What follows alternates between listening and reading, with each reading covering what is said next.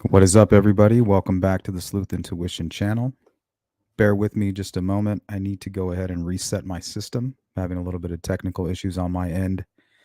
You probably can't hear it on your end, but it's really loud in my headphones. So just give me about a minute or two. I'll be right back.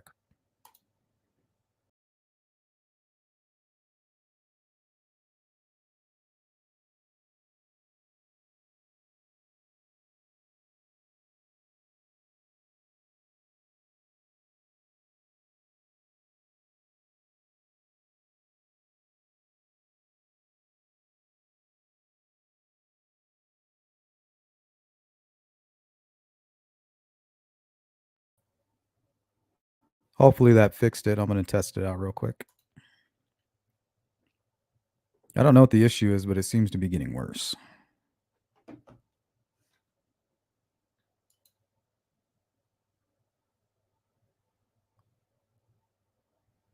Something to do with my sound card, I'm sure.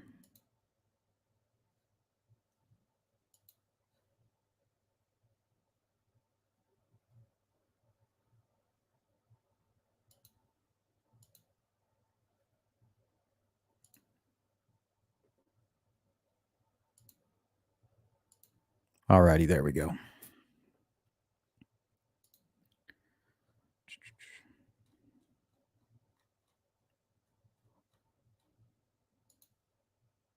So I want to welcome everybody back to the Sleuth Intuition channel. I'm your host, Patrick Vallejos, broadcasting to the world live from Phoenix, Arizona. Today we dive into the Abby and Libby case, once again, also known as the Delphi murders.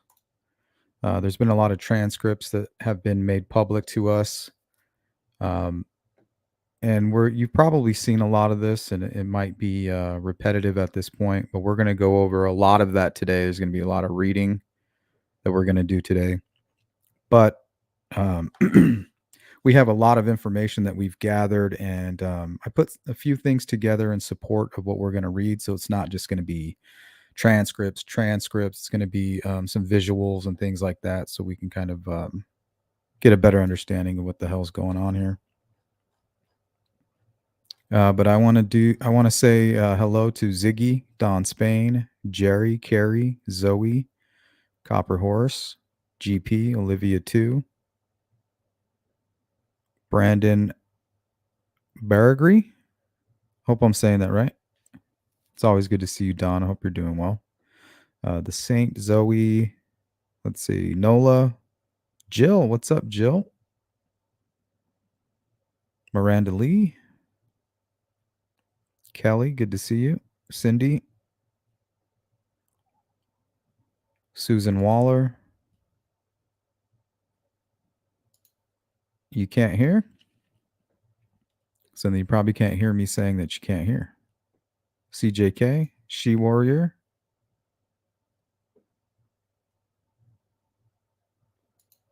Audra Kelser, welcome in.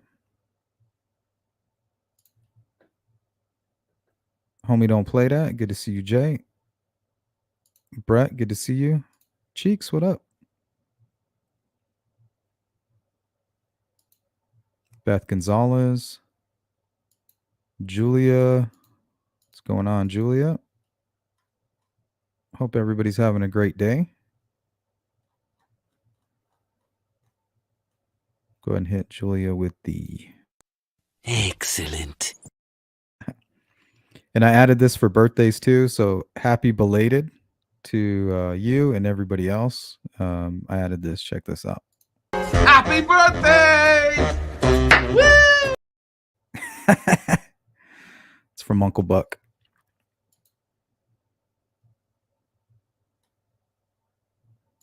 Knockface, good to see you. Richard, what's up? How you doing? Happy Friday. Welcome in. Heather. I like Toidles. Welcome. 3-month flex. I appreciate your support. Thank you so much. All right. Without further ado.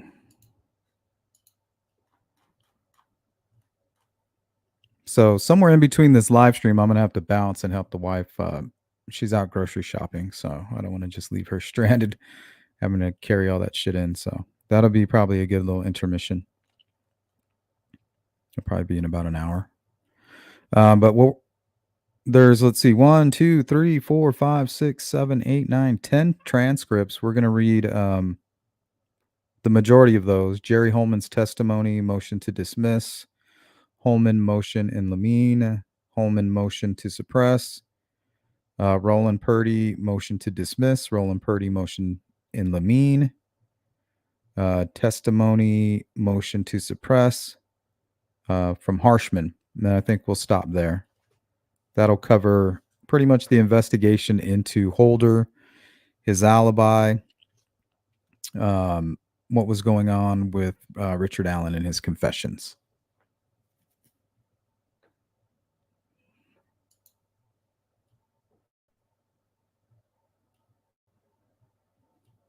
So let me see if I can put this on full screen for you guys.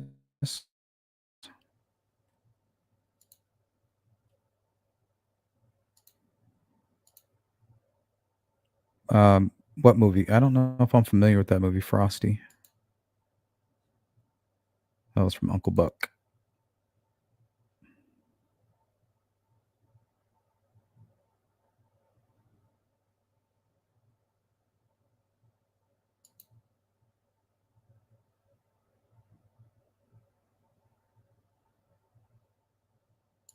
So I don't know if I can make this full screen. It's no big deal. I have it enlarged anyway, and I'll share it here. That way you guys can read along if you want to.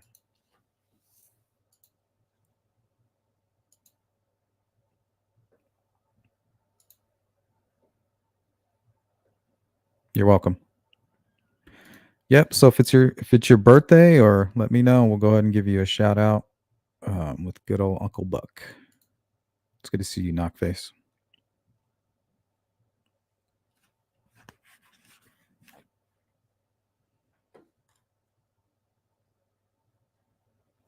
All right. Testimony of Lieutenant Jerry Holeman given at hearing on motion to dismiss held July 30th, 2024. These were shared with me by Frank Meister in the members only Discord. So shout out to Frank Meister.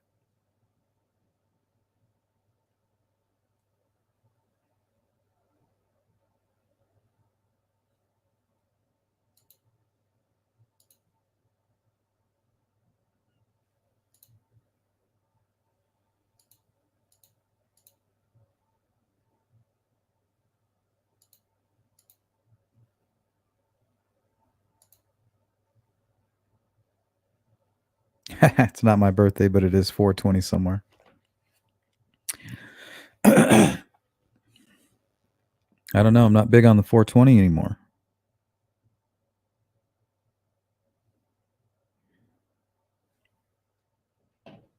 But if I can get my health in order, I will be celebrating again. Doctor tells me I have globby blood. I need to stop eating like a fucking madman.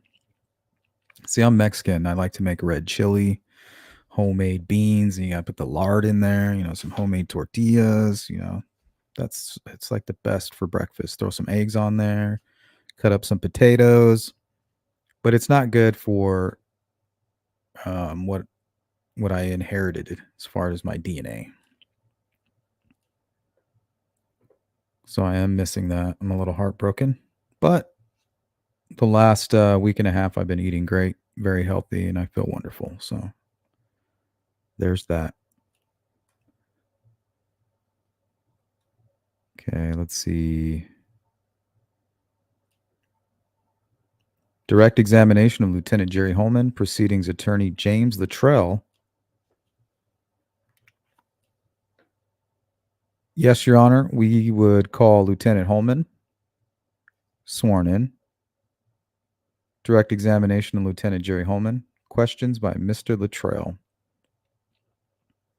For the record, state your name, Jerry Holeman, Holeman, or as the curious contrarian calls him, the Hole Man. And explain your current assignment is and where you work. My current assignment is Investigative commander, I oversee Lowell, Lafayette, and Peru posts. The investigative side of all three of those posts, and my current rank is lieutenant. And you've testified previously regarding in depositions and in hearings regarding your role in these murders. Is that correct? Yes. At the time of the investigation, I was the first sergeant, which is the DIC of Lafayette Post, which oversees all criminal investigations. And you were part of the central command or in command of this? Yes, I was. Investigation, is that correct? Yes. Regarding a phone extraction or any examination of any kind of Brad Holder's phone, do you have any knowledge of that? No, sir. Have you observed any records or any evidence that such an extraction was ever occurred?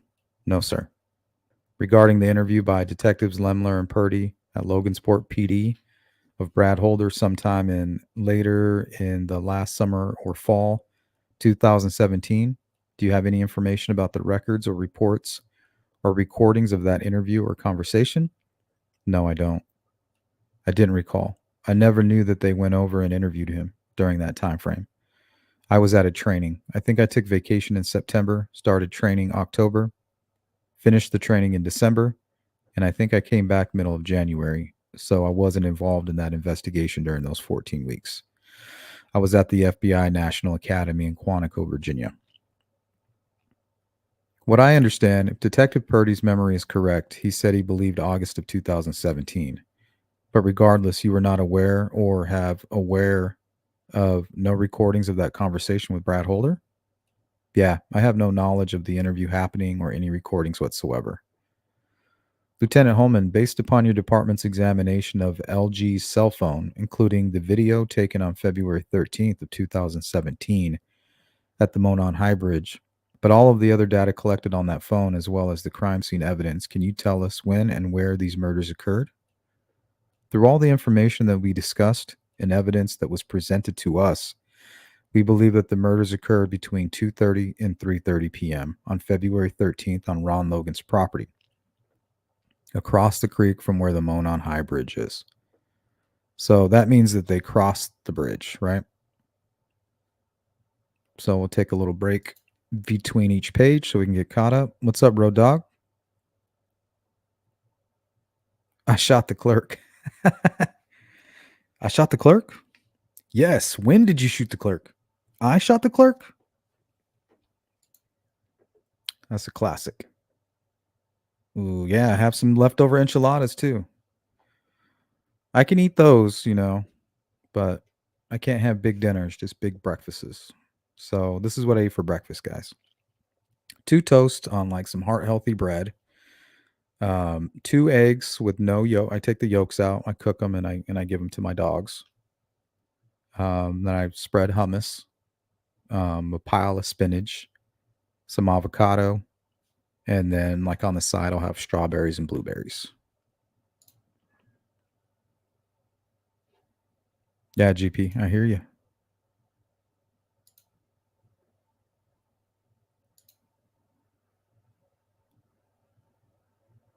Yeah, man, when you hit your 40s, everything changes with your health. But I've been running. I didn't go running this morning, but for the last 2 weeks, I run every morning. Welcome in, Stephanie. So, I feel good, but man, I was craving some fast food today. Bad.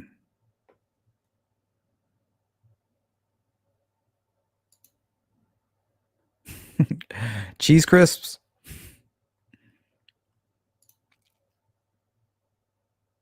Yeah, GP. Yeah, thanks, Kelly. All right. Direct examination continued. And the time of the video is what time? I believe it was 2:17, somewhere in there. And you believe that the abduction occurred at that time? Yes, I believe from the video that Mr. Allen told the girls to go down the hill. And you believe that the murders occurred sometime within that hour or so? I believe so, yes. And is that based upon your review of the evidence, specifically the evidence that I summarized, the cell phone data and the crime scene evidence? Yes. Mr. Baldwin introduced at exhibit a little bit ago from Agent Pohl's report of the interview of February 17th, 2017 of Brad Holder. Brad Holder, are you familiar with that? Yes. To your knowledge, where did Brad Holder claim that he was? Assert that he was on the afternoon of February 13th. He claimed to be at work at Liberty Landfill in Buffalo, Indiana. So let's take a look. Well, let me read on real quick. In Buffalo, Indiana. Are you familiar with Buffalo, Indiana and the landfill? Yes. Do you know approximately how far? Actually, I think I can't pull that up now. That might be helpful for you guys.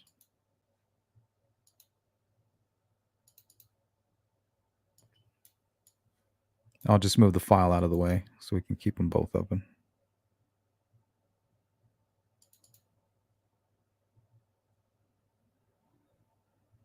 So here's the Liberty landfill. Some images, and then I have it on a map.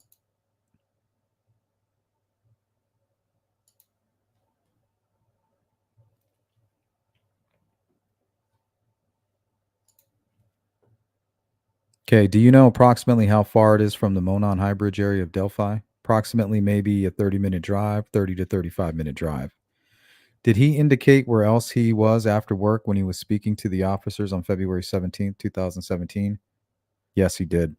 He told them that he went to a workout facility in Logansport, Indiana. I'm going to hand you what I've marked as states 4. Could you identify what that is? Sorry, this is an email from, looks like Michael. It's basically the check-in times at Workout Anytime in Logansport, Indiana. I believe that's the, I'm sorry, this is his work record. Sorry about that. From where? From Liberty Landfill. The facility in Buffalo, Indiana. Yes. And Exhibit 5, since you mentioned, yeah, the work fitness place. Yes, this is a login. They had a key fob login system, and this is the time he checked in at Workout Anytime in Logansport, Indiana. So those are documents, Exhibit 4 from Liberty Landfill in Buffalo, Indiana, and the other is Anytime Fitness from Logansport, Indiana. Yeah, Workout Anytime, Logansport, Indiana. Mr. Luttrell, I would move the admission of Exhibits 4 and 5. Mr. Baldwin says, no objection. The court, all right. Without objection, 4 and 5 are admitted. Back to the questioning. And if you would, indicate the court, what does Exhibit 4 say about Brad Holder's work hours on February 13th, 2017? On February 13th, 2017, he clocked in at 4:55 a.m., clocked out at 12:12 p.m. for lunch, and clocked back in at 12:42 p.m. So looks like he gets a 30-minute lunch break.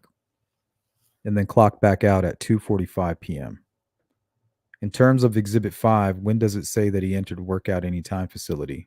On February 12th, he arrived at the facility at 4:08 p.m. So let's take a look at that.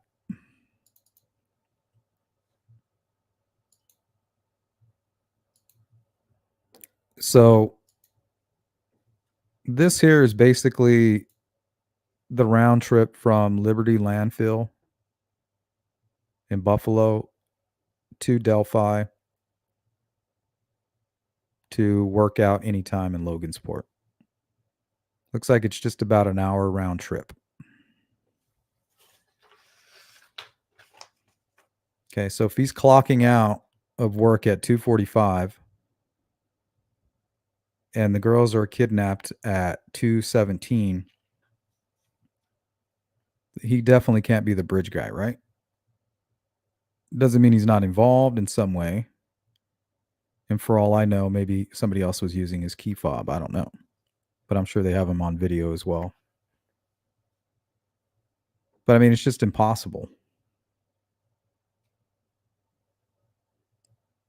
The time matches up perfectly. If he's out at 2:45, he probably went straight through Royal Center and then probably home. He lives in Logansport. So taking his time, clocking out 2:45, getting in his vehicle, maybe stopping to get gas, get some food, who knows? You know, that's perfect timing to get to the gym at 4:08. So this is why they cleared him.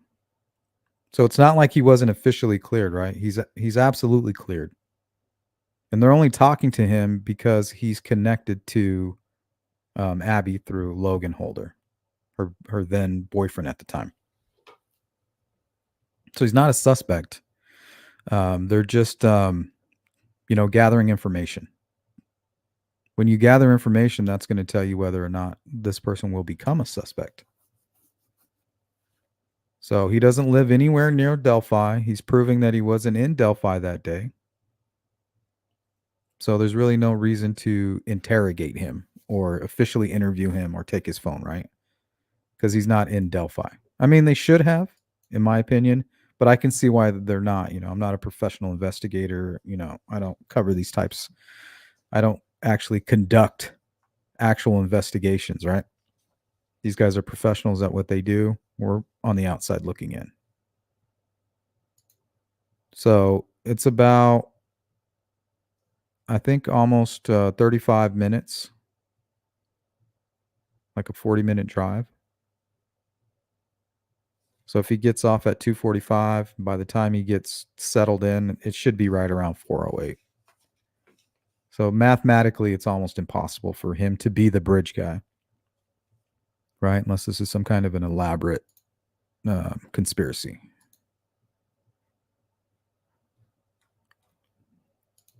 What's up, Mustang?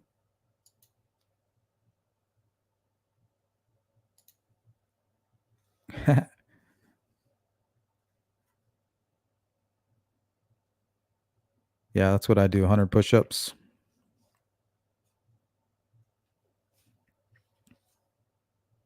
If you work at it for about a month straight, you can do 100 push-ups easily.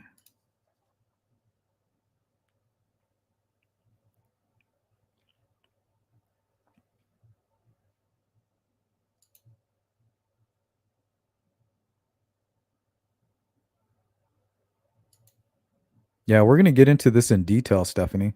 I mean, they give a lot of information in these transcripts, especially when it comes to his confessions. Very telling.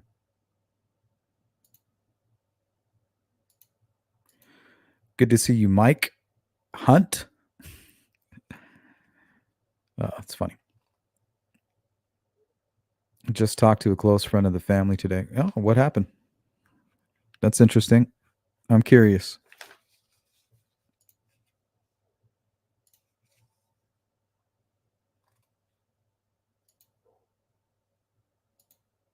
What's up, Shane? Welcome in.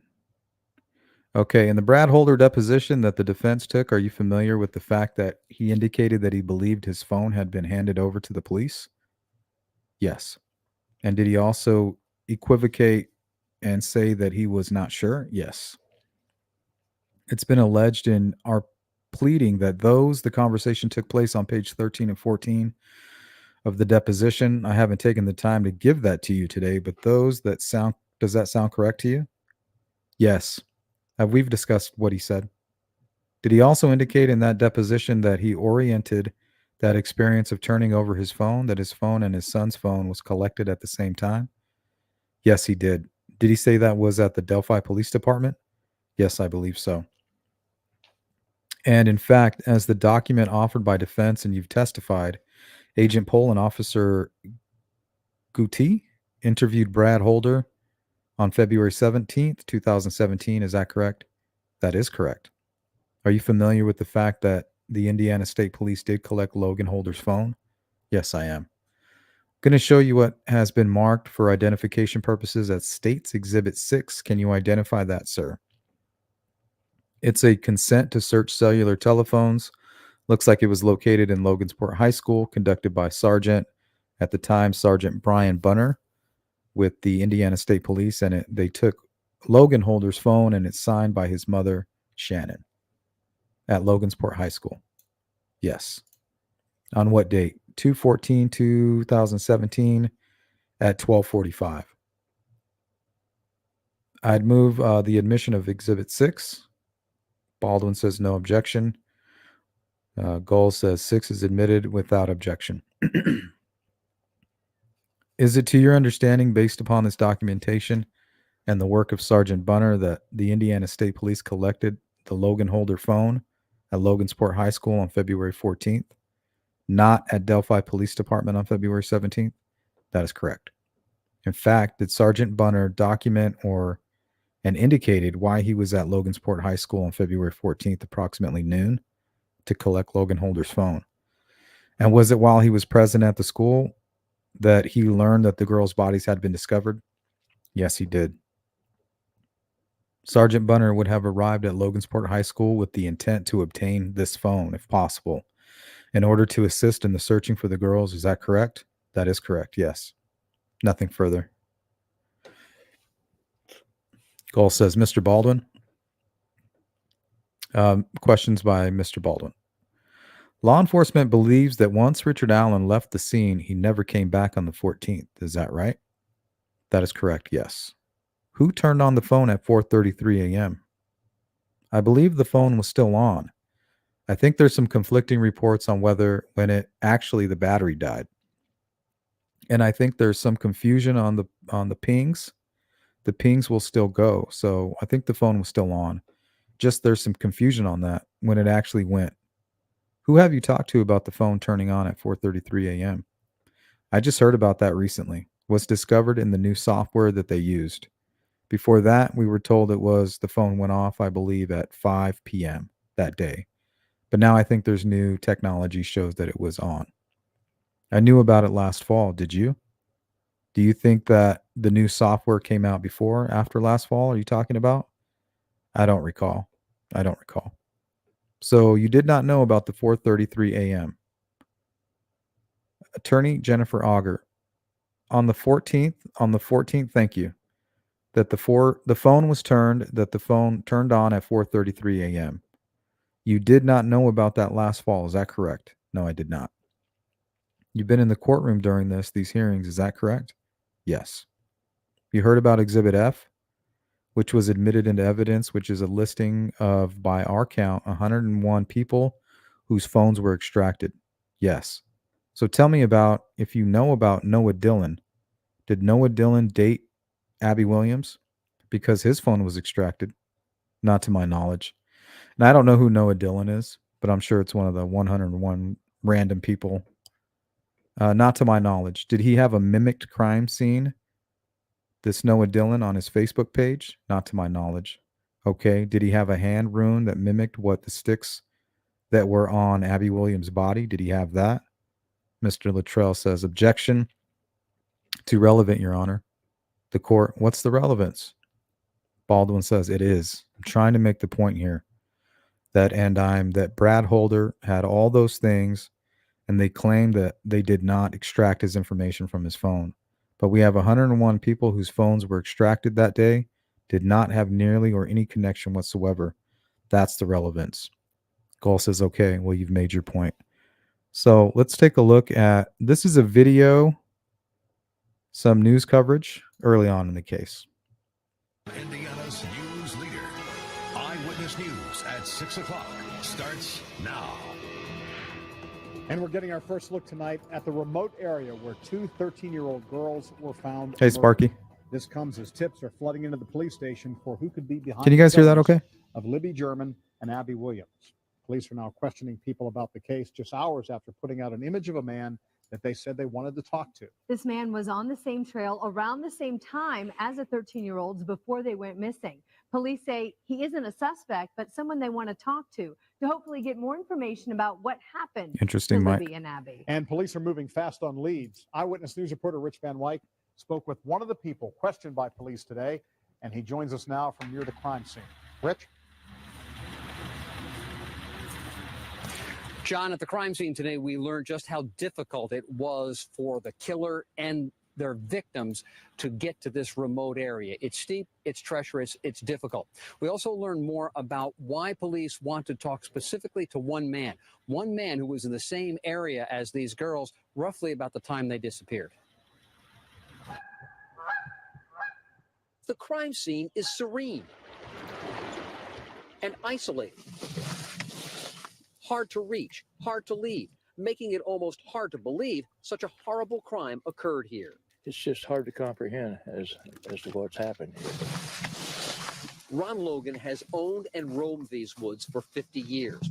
Through the trees, he pointed to the now infamous Monon High Bridge. At the end of the bridge there is where their last photographs were taken. By Libby of her friend Abby. The Monday afternoon, they disappeared.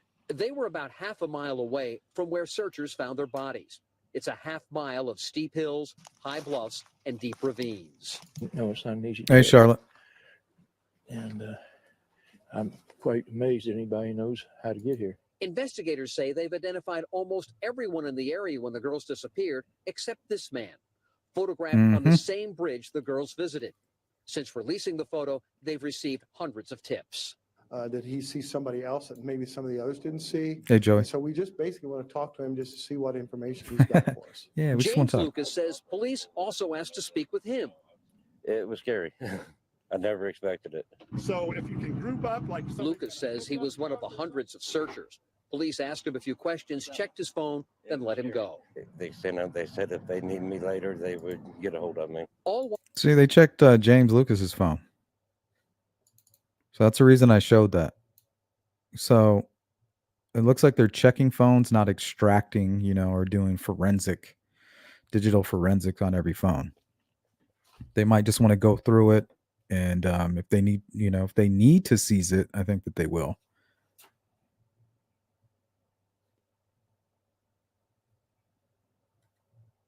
But Charlotte, this transcript is Jerry Holeman's testimony during the motion to dismiss. Welcome in, Joey, and everybody else.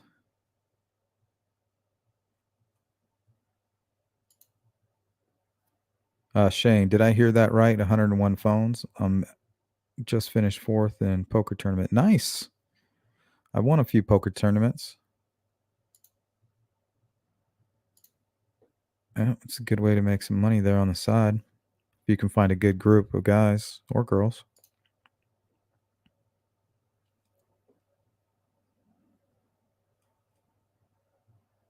Okay, let's continue on.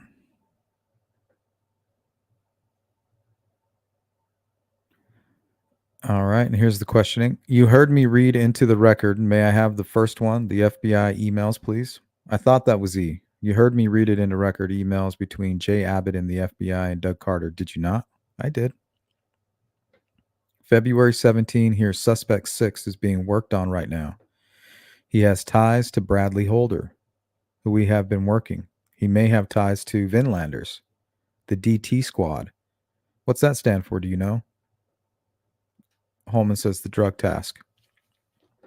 Drug task force squad is a prize and task source to collect any intelligence which may exist or assist. Sorry. That is a February 17th. That day was Brad Holder interviewed. The 17th, I believe. Okay, Brad Holder was a suspect at that time, correct? Like Kevin Murphy said, I think some people might have considered him, others did not. I think just because we got tips or information on somebody, in this case, the father of a subject that's dating the victim, doesn't necessarily make him a suspect. But it's definitely somebody that we want to gather intelligence about. And intelligence, part of gathering intelligence would be, hey, Brad Holder, thanks for coming in today. Can I have your phone? Right.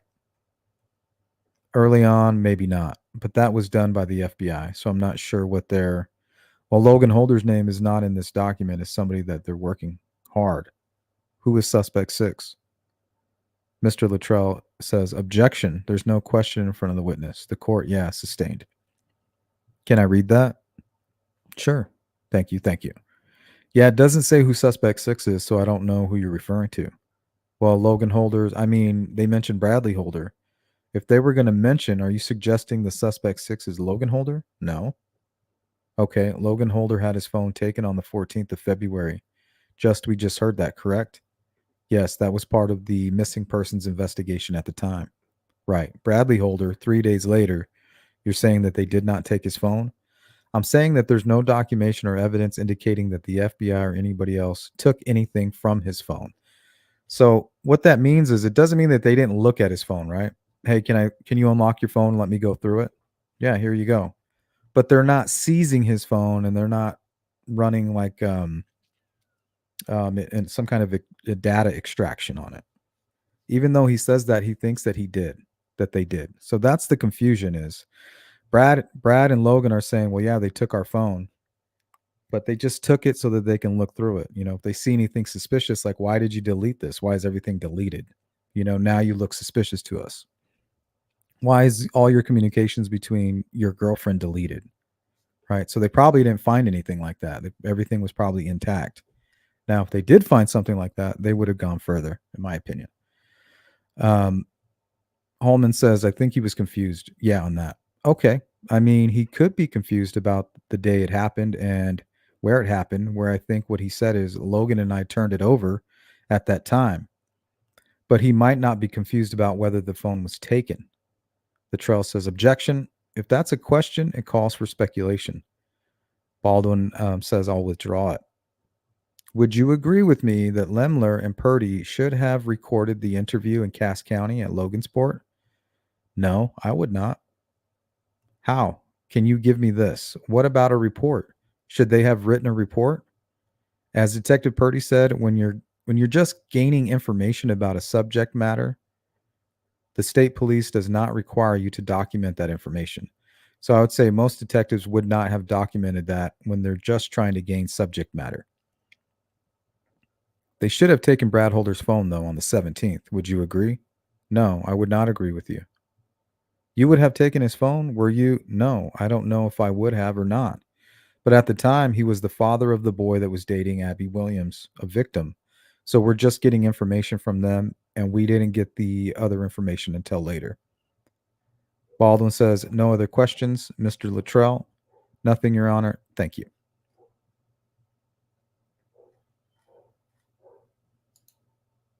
All right, guys, we're going to take a quick, maybe 5-minute break, and I'm going to go help the wife. I can hear the garage opening. So just hang tight, and I will be right back. Talks amongst yourselves.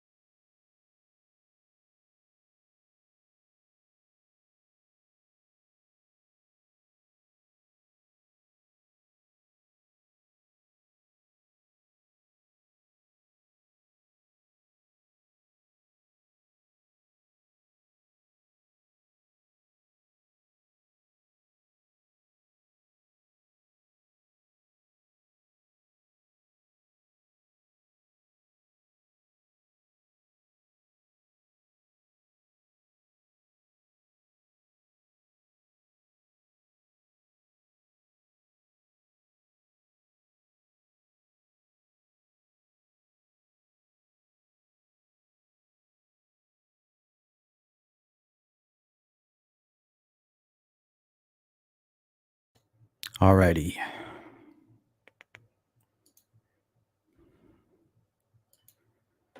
Catch up on the chat real quick.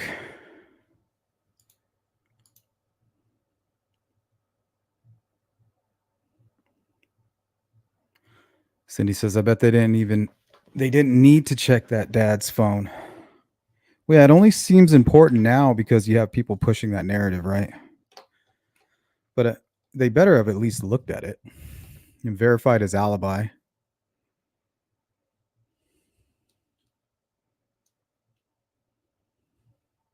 Yeah, that's pretty interesting, Mike.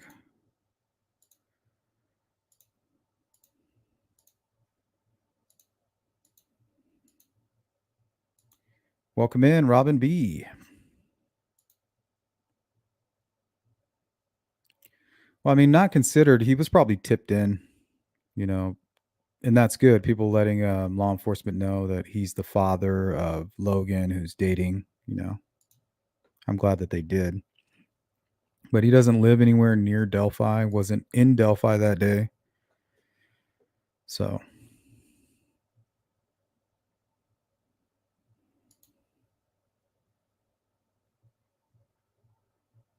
All right. Well, thanks for dangling it in front of us. Hey, Indy City, what's up? They may have seized a phone and seized info, but they cannot find documentation that they did. I don't know, because if they would have kept it, I think they have to document it. But that doesn't mean that they didn't look at the phone, right? And that would be a good reason that Holder, Brad, and Logan think or said, hey, you know, I think they took our phones. What I think they mean, I think the confusion is that they did take their phone just momentarily, you know, kind of look through it, then handed it back and didn't see anything suspicious. Because investigators will do that. You know, they'll interview you like, hey, can I see your phone? Can I look through it? Kind of like with the Madeline Soto case. And then they see like, what the hell? Why is this all deleted? Like, oh, you know, I accidentally factory reset it. Now it looks suspicious. Now you just became a suspect.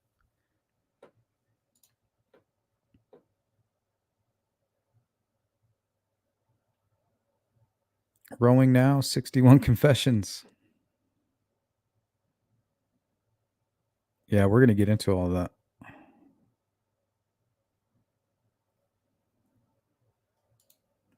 Indy Cindy. Oh, you're an investigator? Welcome. It's good to have an investigator in the chat.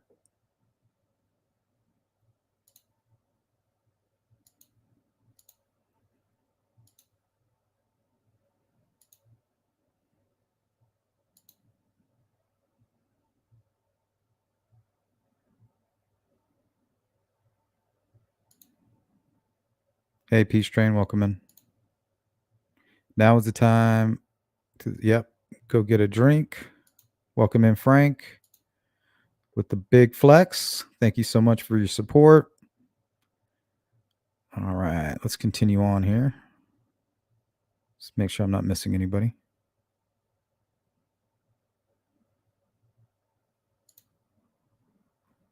Yeah, sorry to leave you guys hanging.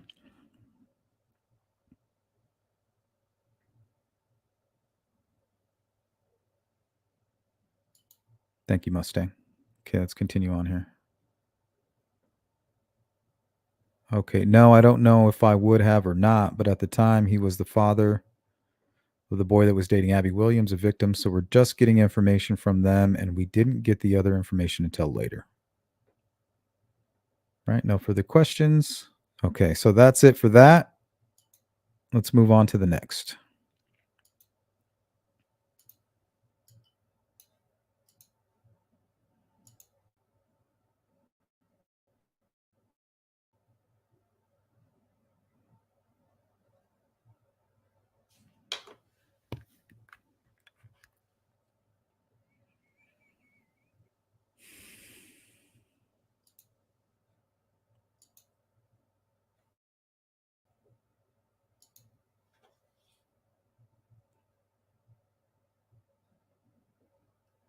Okay, so this is Jerry Holeman's motion in Lamine. This is August 1st, 2024.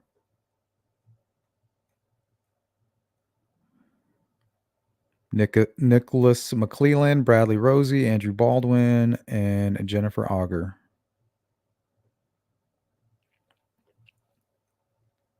Got the reporter and Judge Gull.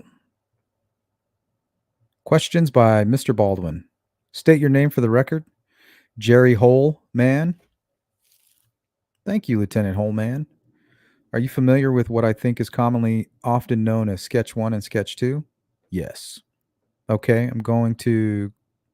Can you move your microphone? This is from the court reporter. Can you move your microphone? I can hear Andy, but I can hear you too. Can you move the microphone to the other side? Rosie. Oh, oops, sorry. He's got his computer. Yeah, thank you. Okay. I'm going to hand you UU and VV. Can you identify those for me? Yes. They are sketches 1 and 2. Which one is sketch 1? Depends. Which one was released first to the media? Yes. That would be the first one. Identify it by number. I think there's a number. That's why the sketches are so confusing. The younger sketch was actually drawn first, but the older looking sketch was provided to the public first. You want my glasses? I got some. Where's the number at? It's the exhibit sticker. Oh, okay. Yeah. UU. And there's a bunch of numbers, but yeah, it's UU. UU is what? The first sketch released? Yes. What we call sketch 1. Mm-hmm. And then VV would be the second sketch that was released. Mr. Baldwin says, move to admit UU and VV. Nick says, no objection, Your Honor. Court, all right. Without objection, those exhibits are admitted. And UU and VV sketch 1 and 2 are the same guy? Yes. Okay. And I got, can you see that? I do. Those are the same guy, right? Yes. And just so the judge is clear, sketch 1, which is this guy here, that is sketch made by Sarah Carbaugh's description of what she saw, correct? Yes.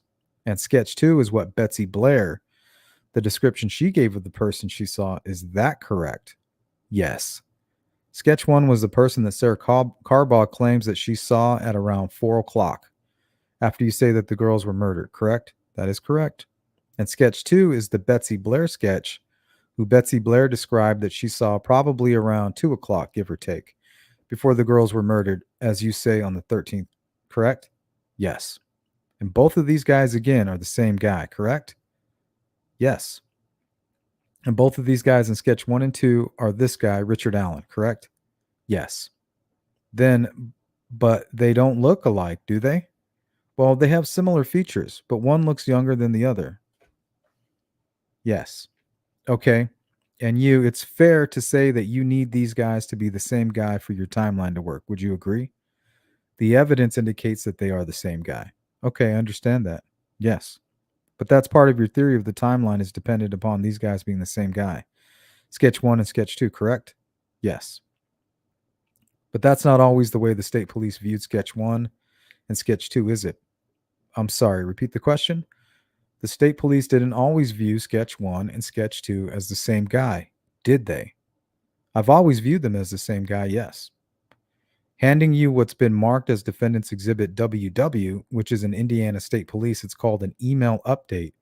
I think there was also a press release sent out. Would you review that, please? Sure. Tell me when you're done. I'm done. I'm finished, sir. Thank you. Their talk. This is a press release talking about sketch 1 and 2, right? Yes. And it says it's important to distinguish these points about the two sketches. First bulletin. They are not the same person. See, I'm glad that they're addressing all this confusion because this is the stuff that I was labeling as probable deniability, what created probable deniability for people like Kathy Allen when they put out bulletins that say they are not the same person. Holeman says correct. Okay, that's what that says. Bulletin point number 2. The person depicted in the originally released sketch is not presently a person of interest in this investigation. Correct. Yes. Bulletin point number 3. The sketch released on April 22nd. Mr. McClellan, Judge, I'm going to object at this point. I think the exhibit speaks for itself. If he wants to admit it, he can admit it. The court can review it. Mr. Baldwin, I'll admit it. The court, all right. Mr. McClellan, no objection, Judge. The court, all right. Show WW admitted without objection. So, Detective Holeman, the state police, while they're looking for the person that killed or people that killed Abby Williams and Libby German, they thought sketch 1 and 2 were two different people. He says, I think there was some confusion. McClellan says, objection, Judge, it calls for him to speculate what the ISP thought. He can testify as to what he thinks, but again, the document speaks for itself, Judge. Sustained. The press release that you read indicates that these are two different people. McClellan says, objection, asked and answered. The court sustained. After Richard Allen was arrested, sketch 1 and sketch 2 were considered to be just one person. Richard Allen, correct? Yes. Mr. Baldwin says no other questions. The court, Ms. McClellan, says, thank you, Judge. Questions by Slick Nick. Lieutenant Holeman, sketches, are they a tool? Oh, looks like my camera gave out. No biggie. Are they a tool that law enforcement uses to identify possible suspects in a crime? Yes. And are you aware in this office, my understanding is that Miss Carbaugh and Miss Blair, they didn't want to do a sketch, but they were pressured by police to assist in the investigation. Is that true statement? Yes. Okay, in the timeline, they asked you the question, the timeline is dependent on the sketches. That's not true statement, is it? Our time isn't dependent on these sketches. No, it's dependent on the people that saw those people that they sketched. So witness testimony? Yes. Okay, and then the last question he asked you was, once Richard Allen was arrested, it was ISP's view that these are the same people. Has it always been your view that those sketches represent the same person? Yes, sir. So ISP's view may be different. Your opinion is that those represent the same person? Yes. Yes. Okay, I don't have any other questions, Judge. Mr. Baldwin, no other questions. And that's it for that one. Okay, so we will move on to Lieutenant Jerry Holeman's motion to suppress. Testimony of Lieutenant Jerry Holeman given at hearing on motion to suppress held July 31st. And we'll catch up on the chat real quick.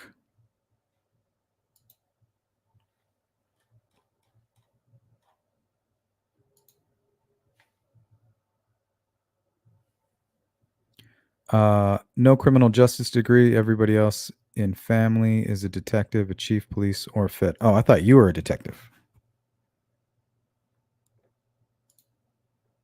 Hey, Tinfoil Hat Club, what's up? Good to see you. Welcome in, my friend. Mar R, welcome.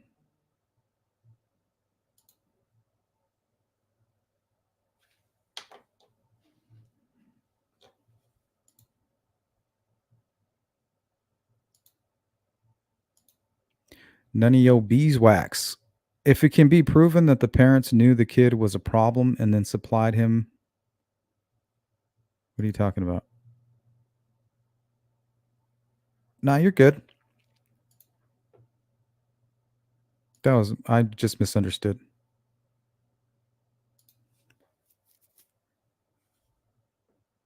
The way you were critiquing the investigation, I just figured you were an investigator or something.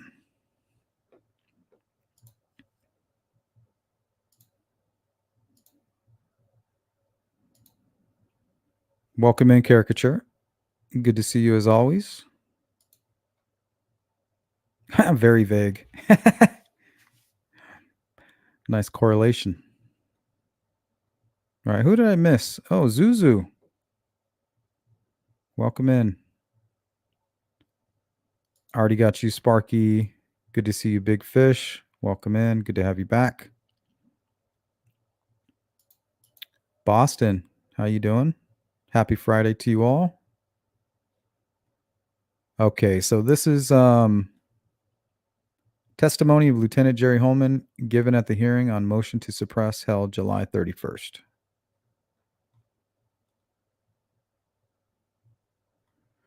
All right. Tell us your name. Work for Indiana State Police. Okay. And you were here yesterday and we went through all this. You're one of the lead investigators in the case. Is that right? Yes. And you are generally familiar with Rick Allen's detention circumstances, or have you been familiarized with them over the past 18 months or so? His detention circumstances, yes. Where he's been held, what the circumstances are, where he's been held, and where he's been transported to, those kind of things, yes. And is that related to his circumstances at the White County Jail initially? Carroll County? White County? I'm sorry, Carroll County. Westville? White County, Westville, and then Wabash. Okay, all of those, right? Yes. All right. And do you acknowledge, or is it accurate to say that some of the conduct while he's been detained has been a part of his ongoing investigation in this case? His conduct? Yeah, the things he's saying, the things he's doing, the way he's acting, statements that he's made, all those kinds of things. Are you asking about statements that he's made? Yeah, well, and the way he's acted for yes. Okay, and have you assigned officers in the course of your investigation to, I guess, investigate, for lack of a better word, the circumstances regarding his detention at Westville? I've assigned them to monitor his phone calls. Okay, and tell us who those officers are. The main one is Trooper Brian Harshman, and we're going to hear his testimony here. That'll be the last one that we look at. It's very interesting. All right, at some point early on, Detective Vito was involved in that, but mostly the documentation and investigation of it is going to be through Brian Harshman. Okay, I think I saw also where at some point Investigator Mullen from the prosecutor's office was doing some interviews up at the Westville as well. Am I correct about that? Yes, Steve Mullen, Rich Davies, myself, and Brian Harshman, I believe, were the only ones that went up there and interviewed corrections officers and or inmates. And is that what first prompted you to either send someone up there to do some interviews or conduct some interviews yourself? Can't remember exactly the date and time, but we received information that he had made some confessions, so that after that we subpoenaed records and other records that may indicate any audio, video, or written statements or anything like that, and received information from the prison, and we were able to review the documentation and find out that he had confessed to not only his wife, mother, correction officers, and inmate companies. So we got that documentation, reviewed it, found out who we needed to interview, and interviewed them. All right, very good. Thank you for that. So who was it that first contacted you to communicate these issues to either you or your staff? No one contacted us. We were monitoring his phone calls, and once he made the first couple confessions, at some point after that, we decided to subpoena any other records that the prison might have, and they sent those to us. Nobody from the prison contacted us. Okay. So you were actually monitoring his phone calls as a part of your investigation before any of those even occurred, these statements. All right, let's take a quick break.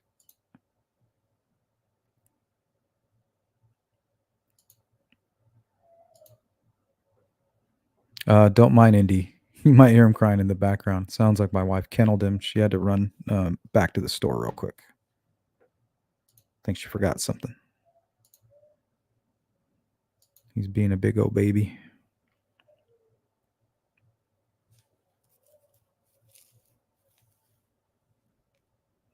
Cindy, trying to shake something loose with second sketch. That is all. Maybe somebody remembered him looking younger, like the bar photo. Hey, welcome in, Shay. Good to see you. Mindy, it's all good on the sketches. They had confused me at the second sketch release because I thought the first sketch was a person with brown hair with gray, and second was curly red hair. Rescue, welcome in. No, you're good. I think we're hardly even at the halfway point. We're going to be here for a while. Tinfoil says, I'm currently doing some at-home physical therapy stuff with my dad. Oh, cool. But once I'm done, if there's still some transcripts to read off, I'll happily come on and play a part of that one of the people. Yeah, no worries. I got it. I'm going to read through them very quickly. Took me about an hour to read through them earlier today on my own, so no biggie. Except the parents are responsible. What are you talking about? Are you having like a side question? I'm just going to keep ignoring your comments until you join the conversation. No worries, Indy.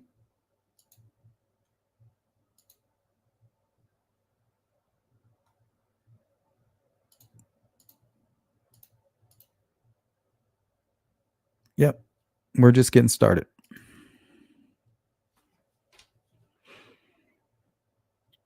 Alrighty. So he says, so you were actually monitoring his phone calls as part of your investigation before any of this even occurred? These statements? Yes. That was a formal part of your investigation. You set that up so that you could do that while he was there? Yes. All right. And I'm assuming, correct me if I'm wrong, trying to kind of get to the point that you did that through GTL, the GTL service. I believe that's the company's name. Yes. Okay. And did you reach out to the prison officials to get the information to communicate with GTL? I did not. Okay. I don't know who. Did someone of your staff members? I don't know who did, but somebody did. Yes. All right. And so basically, you were using GTL as your conduit for essentially surveilling his communications to the outside. We were monitoring his phone calls. Yes. Okay. How is that you know whether or not those phone calls would be phone calls he would have with his lawyers other than just hearing his lawyer's voice? Right. Well, the prison has it set up that those don't go into GTL. So those we don't get any communication between him and his attorneys. I don't know how they do it, but we have never listened to any conversations between him and his attorneys. So we're going to learn later on that once Richard Allen makes a call, certain members of law enforcement will receive a text message, and it'll give them the details of that call. It'll tell them who the phone call is made to, who's part of the conversation, and whether or not they have access to retrieve the call. So if it goes to his attorneys, then they can't access it. But if it goes to, let's say, Kathy or his mother, then they can. Okay, did you listen to or have somebody on your staff or you listen to these calls like on a weekly basis, or is it that almost like in real time? Help me with how that works. Weekly, maybe a little more frequent than that, but then my view of this is that you've got some officer with a pair of headphones on sitting in an office somewhere like, okay, now I got to go through a week's worth of phone calls, and you sit down and you kind of knock them off in bulk. Is that an unreasonable view or an incorrect view of what's an accurate view of what's happening? No, I would agree with. That's a pretty accurate statement. Probably maybe a little less or more, give or take. And did you actually listen to those calls? I mean, as a matter of routine? No. So is it Officer Harshman that was doing that? Yes. Trooper or Detective Harshman was, okay, he was primarily, there was other people that were helping, but he's primarily the one that did all the documentation of the phone calls of interest. And so I'm assuming when you get those phone calls and you're listening to them, and then if you hear something that's of significance, such as these calls to his family, you then followed up with the prison, right? Not necessarily me personally. I did a few. Your staff? Somebody would, yes. Okay. And one of the things you did was you went out and got subpoenas and rounded up more information about the circumstances at the prison above and beyond the phone calls. Correct. And that was that information. What I told you earlier was any audio, videotape movement, statements from the prison, documentations from the corrections officers that were conducting the suicide watch door. I think they called them door sheets or logs that they were keeping correction officers. At some point, it switched. They did use prisoners as a companion program. But I think after he started making the confessions, they switched and no longer allowed the prisoners to do that. They had the correction officers. So we got all those logs. Okay, what about any information from the warden himself? I can't remember if that came in the first subpoena or later, but yeah, we did get some information where he wrote a letter. Okay, their letter to the warden. Sorry, I didn't mean to cut you off. I said a letter to the warden. What about with internal affairs? Any information that you got from them? Not to my knowledge. So once you received this information, did you continue to request the information to kind of continue to get updated information as he stayed at the prison? That's a kind of a let me withdraw that question. That's kind of a compound question. Did you then routinely go through this case through the same process to keep getting the most updated information regarding his detention circumstances?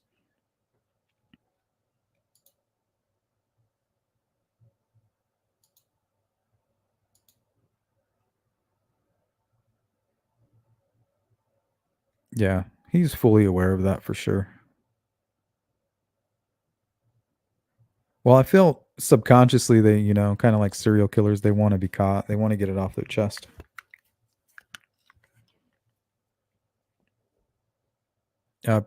Is there a problem between a person represented by an attorney and the confidential marital exception? Because the other prisoners are already done with their case. Yeah, it is very interesting. As far as the phone calls, we continue to monitor them. We still would get information if there was any, I believe, yes. I think the answer would be yes. We did continue to get information. And maybe a simple question, I guess, I'm just thinking now is, when the last time you asked for this information? I'm not sure exactly when we asked for the updated information. Because I get phone calls pretty routinely through the discovery dumps, but the written stuff, not so much. Yeah, I don't think we've received any or asked for any written. I may be mistaken, but to my knowledge, I don't think we've gotten any more written reports. Okay, since he's been at Wabash Valley. I don't think we have, no. Okay, do you believe that you've acquired all of those when he was at Westville? All of the log sheets and companion reports and all that? Up to the point when we got the subpoena. I don't think we re-subpoenaed or asked for any more information to my knowledge. Have you ever listened to any of those phone calls yourself? Yes. Did you listen to any of the phone calls, let's say between December of 2022 and March 1st of 2023? The first 5 or 6 months he was there? I believe I have listened to a few, yes. Okay. Did you hear him on any of those phone calls assert his innocence? I did not know. Okay, have you ever read any reports where he asserted his innocence? No.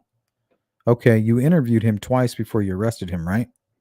Once. I just interviewed him once. Okay, there were 2 interviews with law enforcement, correct? Right. And he asserted his innocence in both of those. Yes. Okay, and have you listened to any of the phone calls from, let's say, August 1st to 2023 while he was at Westville until he was transported in December of 2023? Yes.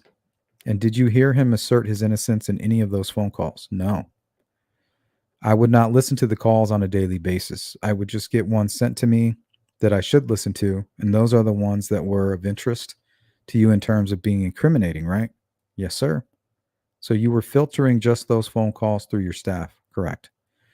Okay, and so at some point then, did you start redirecting? That might be a hard, kind of aggressive word, but directing some of your investigators to go to Westville to collect information about these phone calls and log sheets and things of that nature?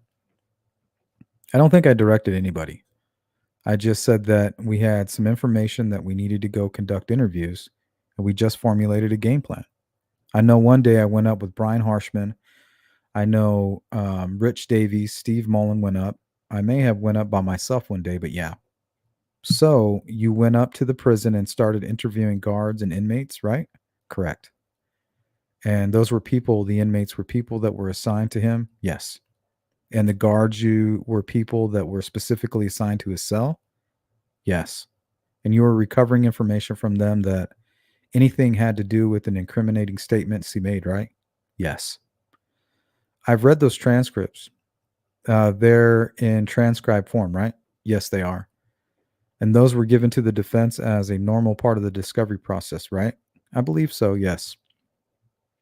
I've read those transcripts. Do you believe that you ever asked any one of the inmates if they ever heard him assert his innocence during their time with them? I don't know if I asked, but I think that some of the guards may have said that he had said he was innocent. Okay, I'm going to ask the same. I asked it about inmates. I'm not trying to confuse you. Yes. The question was, did you ever ask any of those inmates if he said anything other than some of these incriminating statements? I don't recall. Okay, same question with the guards. I don't recall. I'll have to look at the transcripts, review. They're pretty short transcripts when I looked at them. The interviews, in my mind, were pretty quick. Right. Kind of right to the point. Did he say this? Do you recall that kind of approach? I would agree with that. That's accurate. You didn't ask any questions about the history of their monitoring him from beginning to end, did you? I believe we did. Ask about his behavior and things like that. Do you recall asking them about conversations, any of these inmate companions about conversations they had with them aside from the incriminating ones that you've mentioned or were talking about? Could you repeat that again? Yeah, I'm sorry. Do you recall asking any of the inmate companions about any conversations with him aside from these ones that you were interested in, which is why you went there? Yes. Some of them would volunteer that information. Okay. About his behavior and some things that he said other than what was on the logs. Okay. That we were there to talk about. Yes. And what you remember is there might have been some guards that told you that he had asserted his innocence in their presence.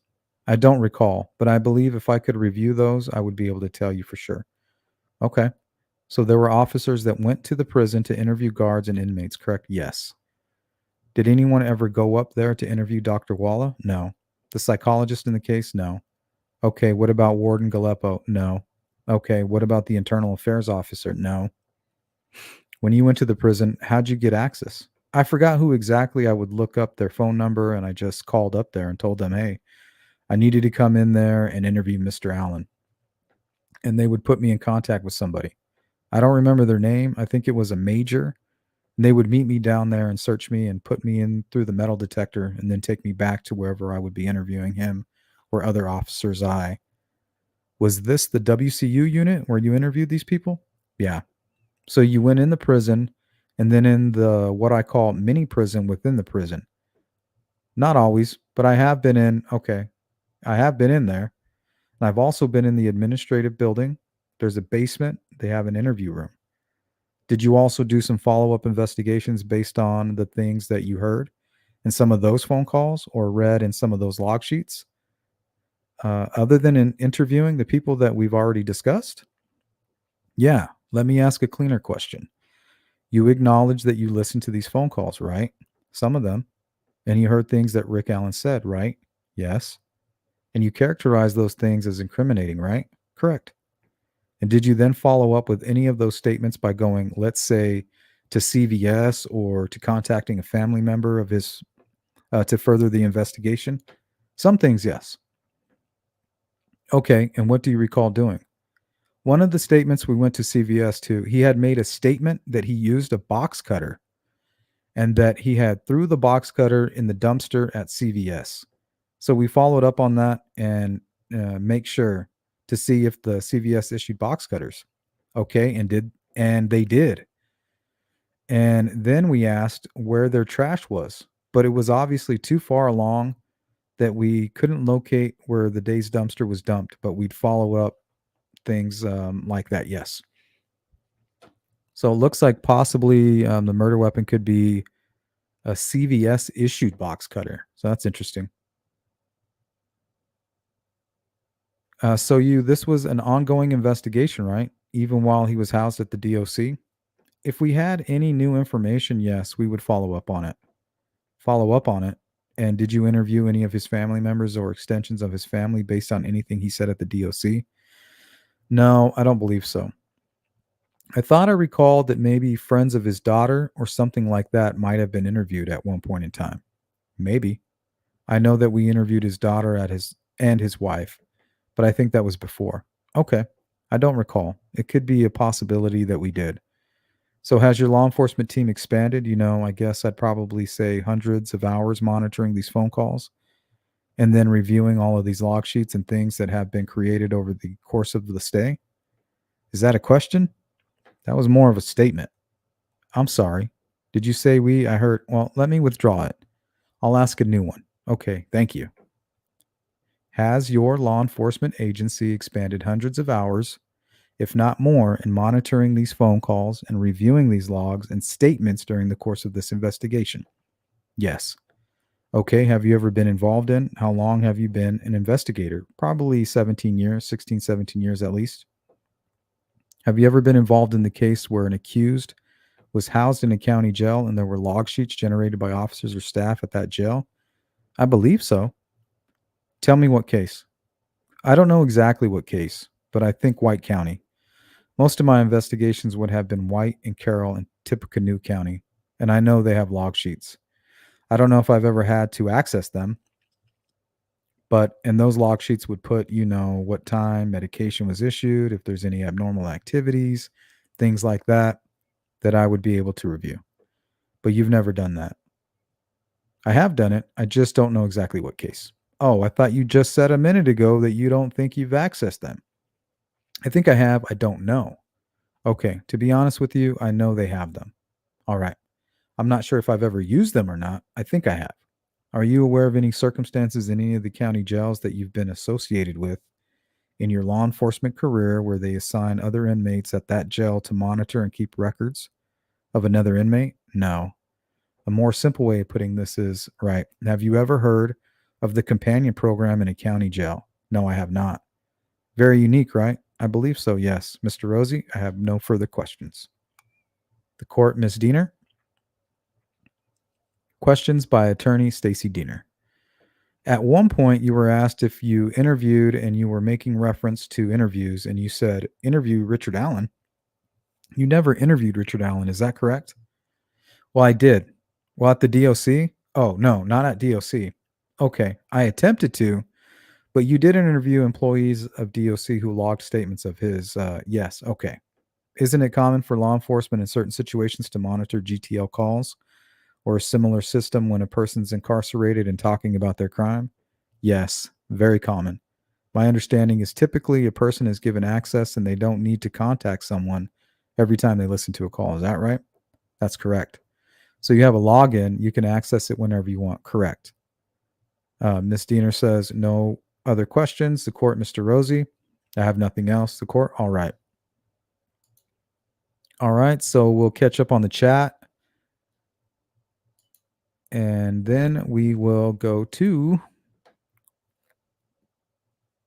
I think we're going to skip the Roland Purdy stuff, and we'll go directly to Harshman testimony, and we'll finish with that.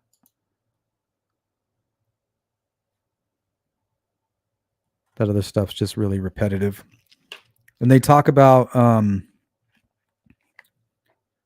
guess they interviewed Brad Holder, and it had nothing to do with the Delphi murders.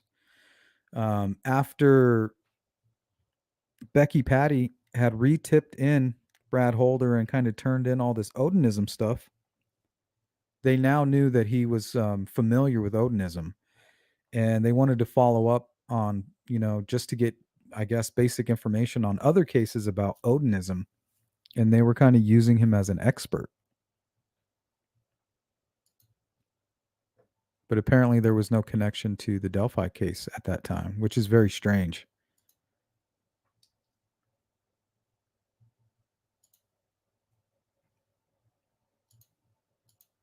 Hey, Kiwi, what's up? Welcome in. Joe Schmo, if you got stuck in solitary for 4 months, your lips might be looser. Max is supposed to be 30 days, not saying he's guilty. Just have to think it through. Yeah, I mean, that's true. But that's not what the judge disagrees with you. But yeah, that does happen in some cases. We cover that on my channel quite often. How law enforcement can force out confessions or people can be under psychosis. Yeah, we're definitely not ignorant to that here. And we take it into consideration when we cover this case. People just think we're biased here because we don't agree with them. But we do our due diligence. Sparky. All right, let me go down to a comment.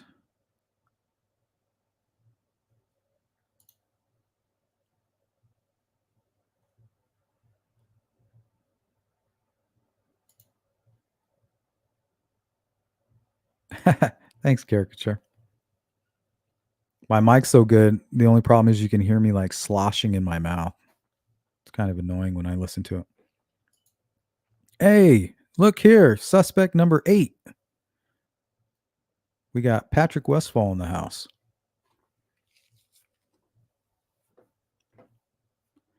Big Bad Patty. The big bad wolf himself. Welcome in. Welcome in.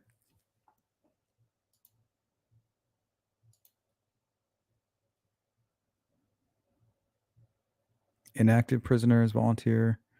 Well, she said at county jail, but I think it's more of a thing at the prison, because that's why people are sent to prison, right? Instead of county jail, because they're on suicide watch. The last thing Holder is an expert.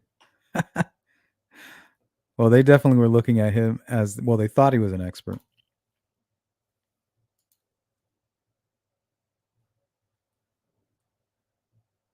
Yeah, they talk about you here. Watch right now. Let's see. This is, let me pull it up. Testimony of Detective Brian Harshman given at the hearing on the motion to suppress. So this is going to talk a lot about Richard Allen's confessions, and it kind of blew my mind. There's tons of info here. So I'm just going to kind of catch my breath, hang out in the chat for a little bit. I don't want to lose my voice.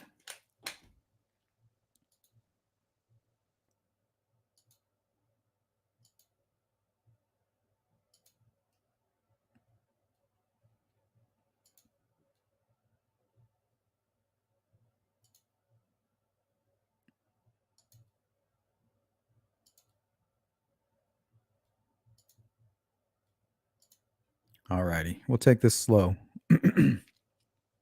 And we'll do like somewhat of a follow-up, like a part 2, and the stuff that we skipped here and all the blood spatter stuff, we'll cover that on part 2.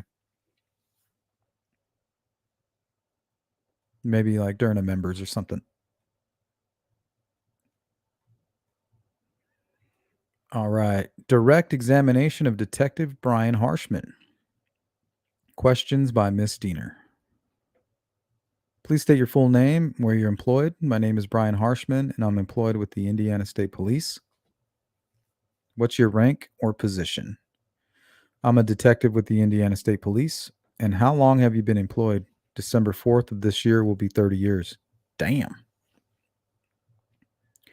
And how many of those years have you spent as a detective? Approximately 17. During that time, have you investigated homicides? I've assisted in the investigation of homicides. And how did you become involved in this particular case? In early 2020, I was assigned to the United States Marshals Great Lakes Southern Regional Fugitive Task Force, which offered me opportunities to sort of pick and choose some of the things that I wanted to do. We primarily hunted. Primarily, we hunted. We looked for fugitives. But during that period of time, I had been talking to then First Sergeant Holeman and had told him several times, hey, going on quite a while here. I'm sure you guys are burning the candle on both ends. I'm available if you could use any help. And he put me off for a few months. And then I asked him again sometime around maybe March 2020. And he agreed. And I kind of stepped in and started helping with the investigation at that point. Now, once Mr. Allen was arrested and charged, did your role change? It did.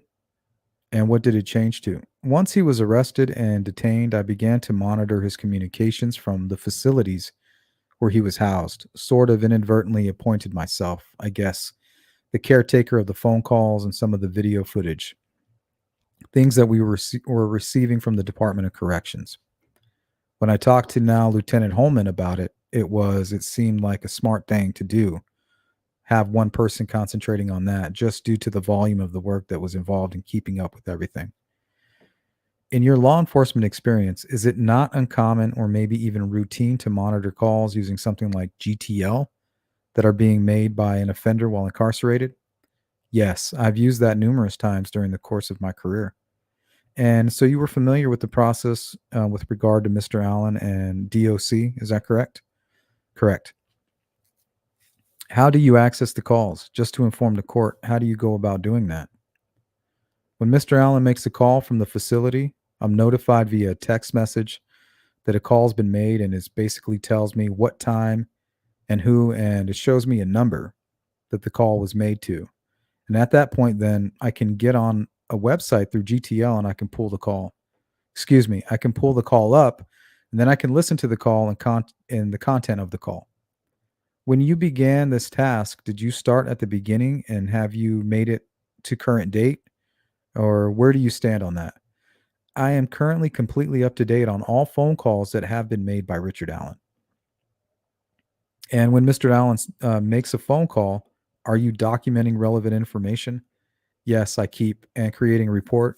I keep notes, and then calls that I believe may contain pertinent information, I notify Lieutenant Holeman and Investigator Mullen. And Investigator Mullen will generally send the call to a stenographer or to get a transcript written. And I'll usually put that in the state police case report. It involves so much time that there is a backlog on those. But I do know that, once they're transcribed, then Investigator Mullen has a copy of the actual transcription too. So would you agree that that's one of the items ongoing discovery that accumulates because the calls are being monitored? And if there's something significant, there's a record being created and you then document it? Yes, it never ends.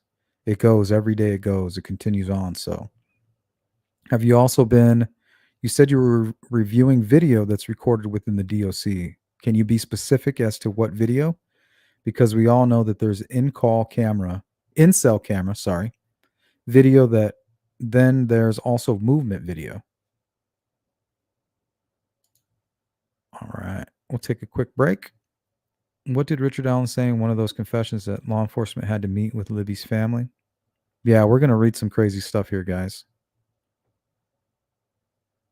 It appears that Richard Allen wants to confess completely, but it's almost like his family doesn't want, or his family is making it clear that they don't want him to confess, that they believe that they're in such denial that they believe that they're fucking with his mind. And he's like, well, you guys tell me when it gets too hard for you, because I'll tell them what they want to know. He's basically admitting that he did this, you guys. It's clear as day. The family doesn't want to believe it. And in my opinion, the defense team doesn't want to give up their free promo. So, they're highly motivated to drag Richard Allen through the coals. They don't give a shit about him.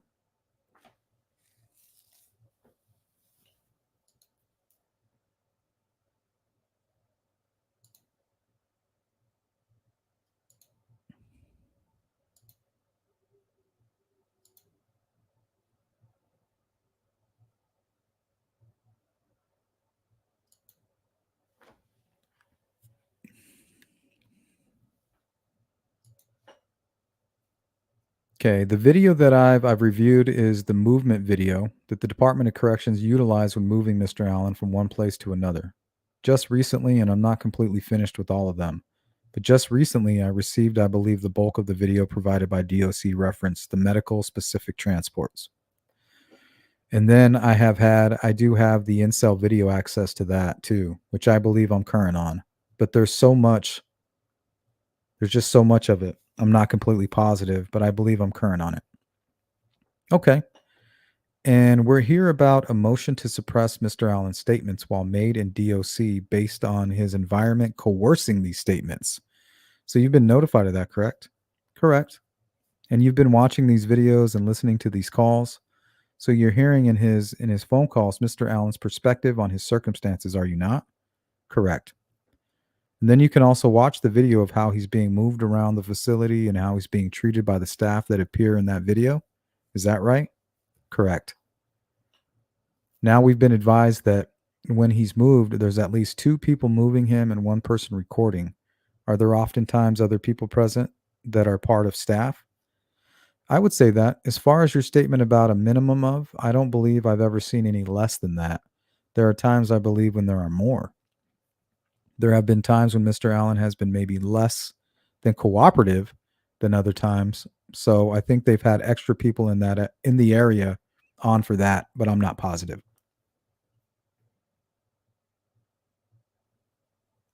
When I refer to staff, I mean to include nursing staff, medical staff. Those probably go together. But let me say Dr. Martin, maybe they say Mr. Waller, but I think that's a misprint. And so were you able to observe times where he makes incriminating statements in the presence of more than just a medical provider? Yes. And then there are instances where it is a medical visit, correct? Correct. Has your observation of how he is treated by the staff that moves him indicated to you that there has been any sort of a change from beginning till now? So I would say in Westville, we're talking about from December of 22 to December of 23, when he was at Westville Correctional Facility. Was the staff treating him with respect, and were they patient with him? Yes. The professionalism was shown by the DOC and almost over the top, more so that I've ever seen in a custodial facility, frankly. I believe that due to the nature of Mr. Allen, whether people were told or they just assume, I think that everybody knows that due care and professionalism. And also, those officers are not stupid. They're being videotaped the whole time.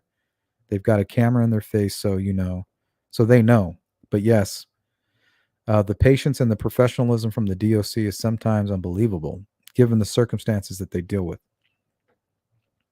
Even when he's in a state of being covered in feces and needs a shower, and they're taking care of that in a respectful way to the extent that they can under the circumstances. Correct. All right, let's catch up on the chat. This one's a little bit longer.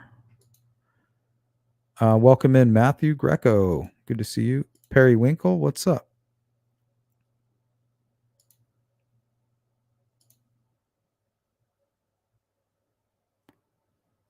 Stephanie says, oh, there's a rogue mod blocking comments. Sometimes it's just an accident. I've noticed that. But mods, try not to be too... don't be too trigger happy.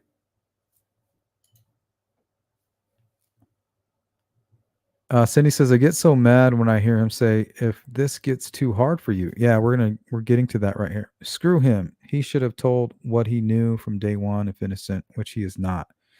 Well, it's hard because his wife and his family, his mother, they don't want to hear it.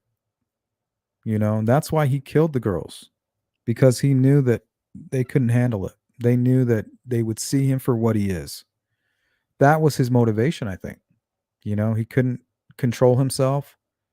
He killed Abby and Libby, and then he started thinking, what's my wife going to say? What's my daughter going to say? What's my mother going to say?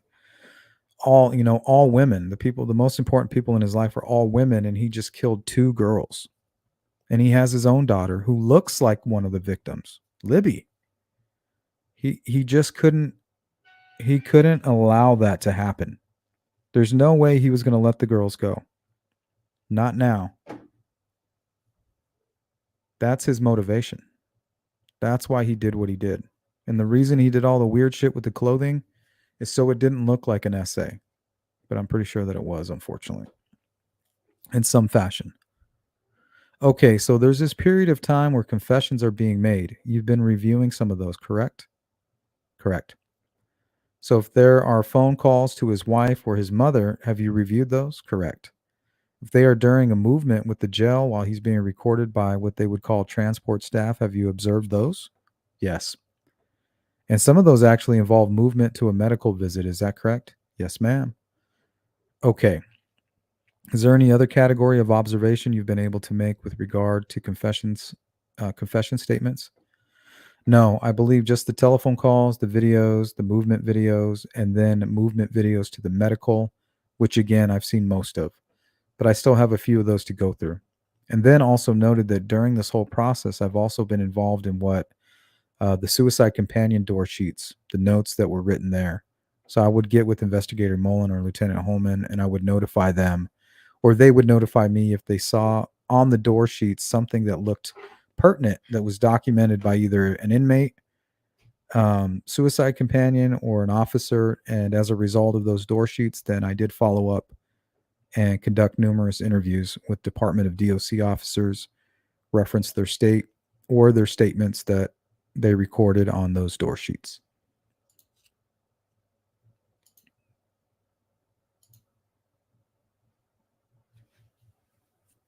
Yeah, that would be crazy caricature. Well, it's not like he was talking directly to the prison inmates who were watching after him, making sure he's not trying to strangle himself, with a bed sheet. But it was more like he was praying. Like when he talked about Abby, I believe he was kind of praying. And he was saying, I'm sorry for what I did to Abby. So he wasn't talking to anybody directly. He was just kind of talking out loud. And they overheard him.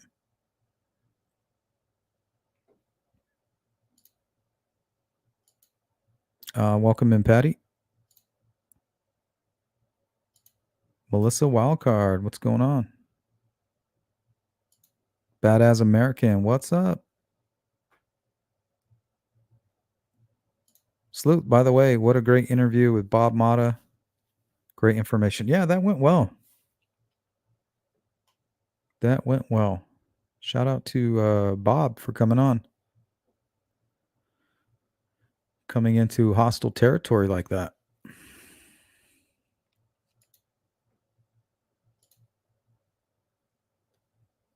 Nah, it's Libby. Libby looks more like his daughter.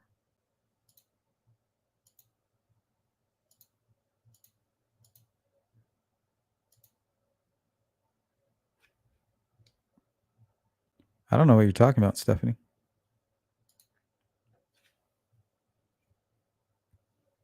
It's kind of strange.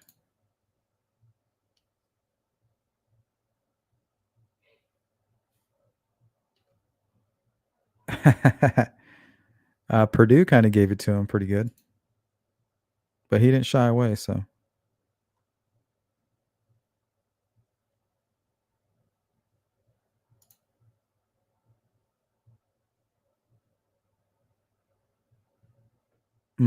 Okay. I mean, I heard rumors early on that the daughter and the new son-in-law, or maybe even a close friend of theirs, had something to do with turning in Richard Allen. But I'm not quite sure. Like I said, it's just a rumor. But oftentimes these rumors kind of grow legs and they take off, or grow wings, I guess. Okay, question. And then you prepared reports of those as well, and those would be part of discovery? That's correct. Reports were created and the interviews are also recorded, transcribed, or yes, I know. Not sure. I know that most of them are. I hate to say they all were so far. Okay, but I believe so, yes. So in reviewing this volume of information from the perspective of phone calls and videos and suicide companion sheets, did you observe any external factors that introduced themselves in April that coincided with Mr. Allen starting to confess? One of the things that I was able to note, and you got to kind of keep in mind to date, I'm somewhere between 650 and 607 total phone calls made by Richard Allen while he's been detained. Breaking that down into hours, we're somewhere in the 150 to 170 hours of just phone calls, not including any video or anything else that I've watched. So the volume of calls is immense. So I feel I've been able to pattern his conversations and what's going on in his world just by the simple fact of the amount of time that I've spent listening to the conversations. And one of the things that I noticed was early in March, Mr. Allen began to become involved in reading a Bible. As such, he proclaimed numerous times that on March 21st, 2023, he found Jesus Christ and he found God. Some of that statement was followed up by some calls where Mr. Allen clearly believed that he made statements that he may very likely not be with family again in this lifetime. He was concerned that what he wanted to make sure is that if when they were in heaven, that they were in heaven together, that when they went to heaven, he could go to heaven too. And it was interesting because that change of his demeanor really began to coincide with just several days later, the confessions started. And would he himself relate the confessions to his finding God and being concerned about his future beyond this world, heaven and hell? Yes. And he would have those conversations with Miss Allen and his mother. They all seemed to be very religious people. And, they had conversations and they had extensive conversations about, if things don't go his way, then he wants to try to make sure. And oftentimes he says that he's not even sure with what he's done. And the fact that he's found God is going to be enough to get him to heaven. When you say he's not sure what he's done, what do you mean by that? Well, and that's sort of what he alludes to. He doesn't really go any further than that. He just talks about, I think he's mentioned sins. Oh, the sins that he's committed. Okay. But nothing specific as to a particular sin when he was talking about. But he does talk about the crimes he's charged with in this case. Yes. Oh, yes. Okay. And does he talk about with them in specificity? I can't say that word. When he has confessed and he has talked about the crimes very specifically. And are we talking about one time or multiple times? I tried to find a way to put it in a numerical sense, because there are varying degrees of what I believe is, there's some confessions where it's just, I did this, this, and this. And there are some where you sort of dance around the outside of it, that just direct confessions. That's I've been able to find. Telephone calls, the videos, the door sheets. 60 plus confessions at this point, and that's a conservative number without a doubt. So it sounds like there might be more. Okay.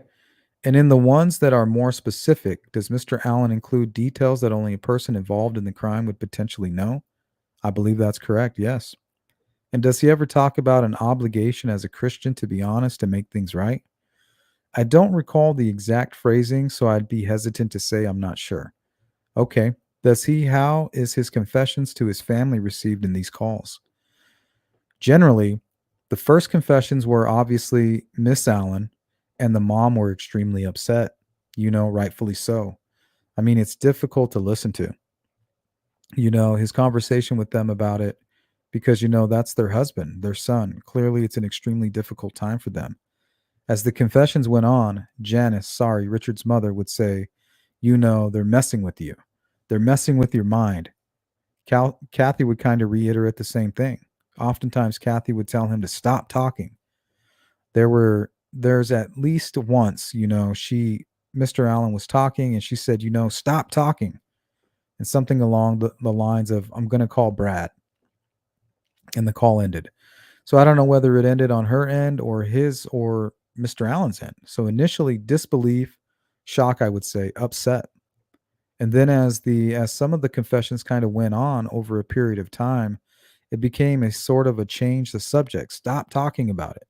We're not talking about this. You don't know what you're saying. They're messing with your mind. That was kind of the direction it went after that. Do some of the statements actually include motivations for the crime? Yes. And do some of his statements relate to why he would have delayed in confessing? Yes. And did some of those relate to how his family might react to the reality that he committed the crimes?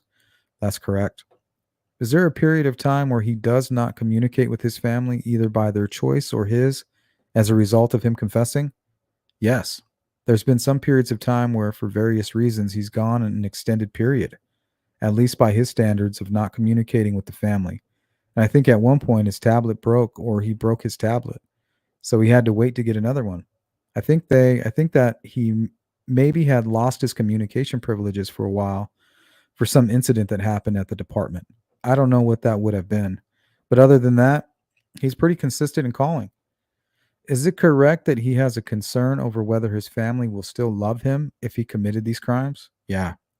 I would say that's probably the biggest common concern that I hear is over and over again, no matter how this ends up, will you still love me? Will you still be there? So let's stop here, catch up on the chat. Maybe that's why we saw the change in his demeanor here. Maybe they said, yeah, we will be there for you.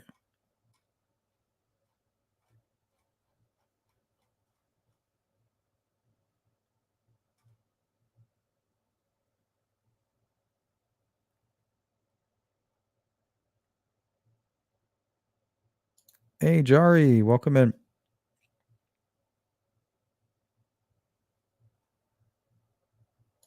Stephanie says found God is bullshit. Hey, that's between him and God. You know, in my opinion, God is a very forgiving God. And who am I to judge? I just have discernment, and I'm not God. So I have my own opinions about the matter and people who hurt little kids. Or hurt anybody for that matter.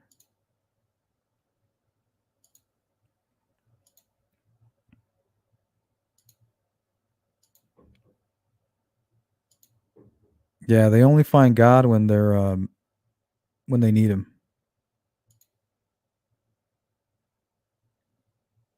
When they need something from him. Hey, Mevin, welcome in. True born again, my believer would have said, I'm sorry for killing both girls. Well, he wouldn't give a fuck about what his wife and his mother say because he wouldn't be a beta, right? If he was reborn, he'd now be an alpha and he wouldn't really be in the child killing mode. And he would come out and confess to what he did if he was truly a reborn Christian. Like nothing else would matter but what God thinks at that point.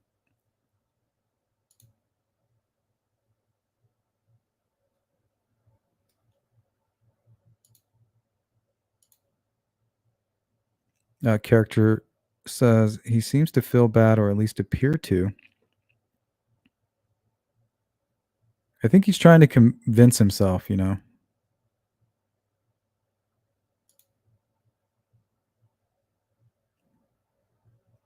Yeah, if you guys need to get a hold of me, hit me up. sleuthintuition@gmail.com.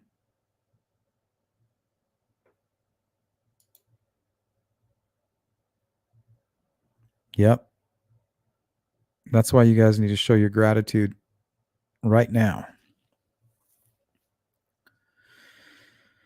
No matter what your situation is, you're still here. Be gracious. What's up, Joey? Oh, don't worry. Good to see you, man. I appreciate it. We're strong with the members right now. Look at these flexes. Ooh, Zoe, thank you. Somebody got hooked up. All right. Welcome in, Anthony. Good to see you. All right, let's continue back.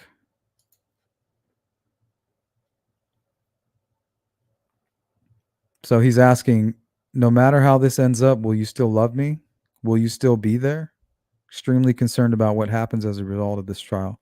So to me, in my opinion, the same thing that's motivating him to stay quiet right now is the same thing that motivated him to kill Abby and Libby after he committed the sexual assault.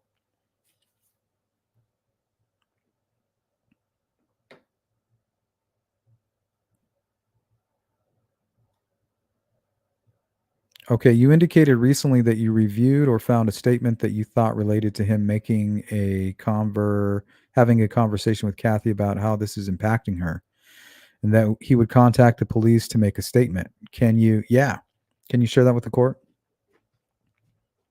In November of, I think it might have been the second week of November in 2022, and this is early on in his incarceration, or his detention.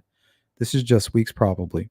He makes the statement to Kathy that if this becomes too much for you, just let me know. I'll talk to the detectives and I'll tell them everything they want to know. Once he experiences his family not wanting to talk to him, is it sometime after that of not wanting to talk to him after he's confessed? Does he then cease or reduce the amount of statements that he's making about confessing to the crime? Yes. I would say probably the bulk of the confession started in early April and probably continued up until through June. Maybe into July, and after that, they started to really slow down as far as what I would consider the direct confessions. There's always, we even still after that, we still have the conversations about, will you love me? No matter what happens, no matter, there was a period of time he was extremely concerned about what the family was going to see during the trial, right? And this is why I think he's going to plead out. All he cares about is his family. He was concerned about, the the things that were going to be said about him. So everybody asked, well, why would he plead? Why would he plead? This is it right here. And he was really concerned about the photos that they were going to see and what he was accused of. In fact, he indicated that he didn't want them to see what he had done. You see that shit? He had indicated, and this is a question. In fact, he indicated that he didn't want them to see what he had done. Is that correct? That's correct. So if you wonder why, Richard Allen will take a plea deal, and I think what he'll be offered in return, life in prison, and he'll waive his right to appeal the case. Now, that doesn't mean 100% he won't be able to appeal, but if they do it properly, it will be locked. It'll be locked in, potentially.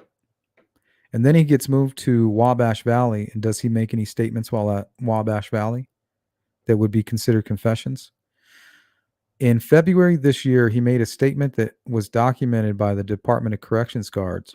I don't have the report with me, but it was somewhere along the lines of he was talking to himself and he apologized for maybe killing Abby Williams, I think. See, so he was probably saying a prayer or something and was overheard. To feel comfortable, I'd want to review my report, make sure that that's correct, but that's the gist of it. Okay.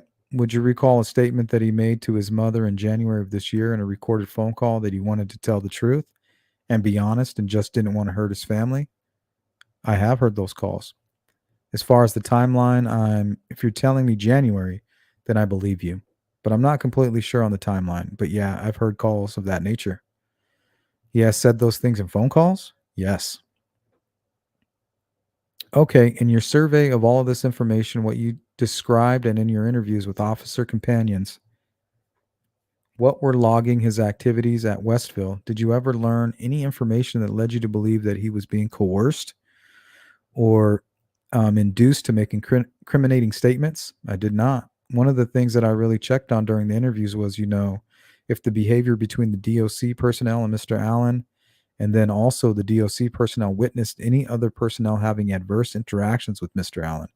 And by far, the overwhelming consensus between the guards is they felt like he was treated way better than. Okay. It looks like Rosie stepping in. I'm going to object at this point to speculation. And then he's testifying in bulk about a bunch of guards are thinking and feeling. I think it's a little bit beyond evidentiary. What the evidentiary rules permit, which is something that has some I don't know what that word is, indication maybe, of reliability in a case like this. It's hearsay. Ms. Steiner, Judge, the officers who are relaying their impressions to this officer while he's interviewing them are giving him statements based on their observations, direct observations of Mr. Allen. I think it should be admitted. The court overruled. Thank you, said Mr. Rosie. There's some reference to Mr. Allen feeling tortured with regard to the defense motion and memorandum. Has there been a reference to that in the materials that you've reviewed? Yes, Mr. Allen does state a lot that he feels like he's being mentally tortured. And he has been pressed by family, are they hurting you? So we'll take a break there. And we'll catch up on the chat. So we're about halfway through this long transcript. Surprisingly, I haven't lost my voice yet.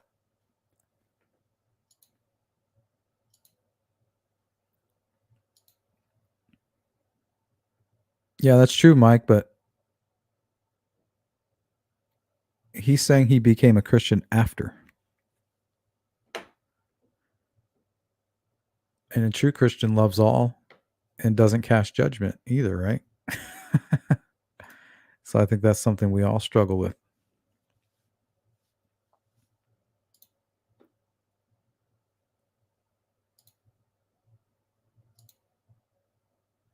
You can't serve two masters. What up, Andy?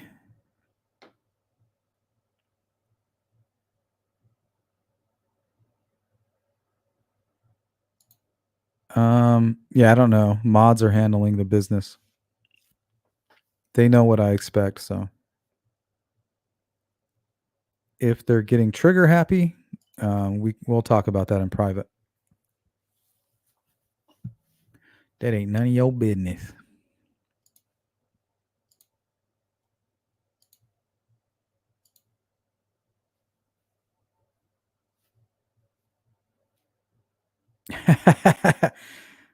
Ooh. Andy says, if you don't like the stream right now, go hit the like button. When you go to sleep, I'm going to be under your bed.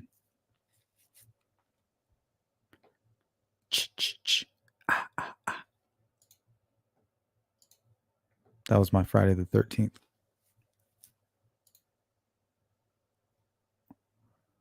Yep, long before. If that even happened. What's going on, Anthony? Caricature. If he's confessing so much, I wonder, has he asked to apologize to Abby and Libby's families? They are such nice people. They would probably let him say it.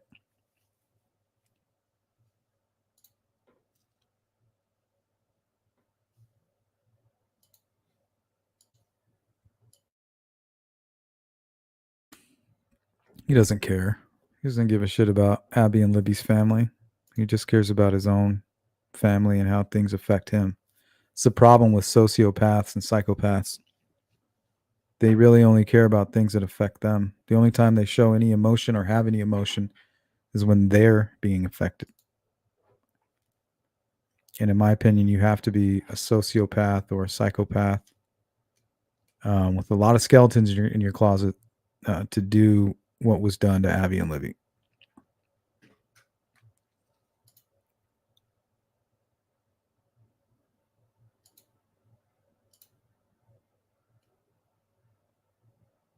Yes, exactly, Stephanie. Exactly. And that would explain why he's scrubbing clothing and stuff like that. Not to mention touch DNA.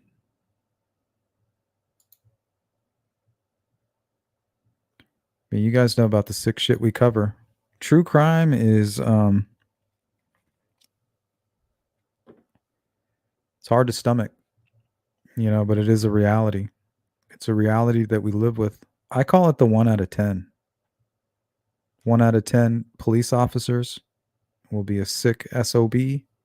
1 out of 10 firefighters, 1 out of 10 elementary school teachers, whatever the case, it's 1 out of 10, maybe more. Shit.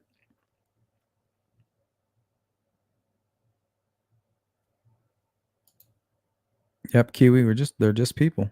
That's all we are. We're not perfect.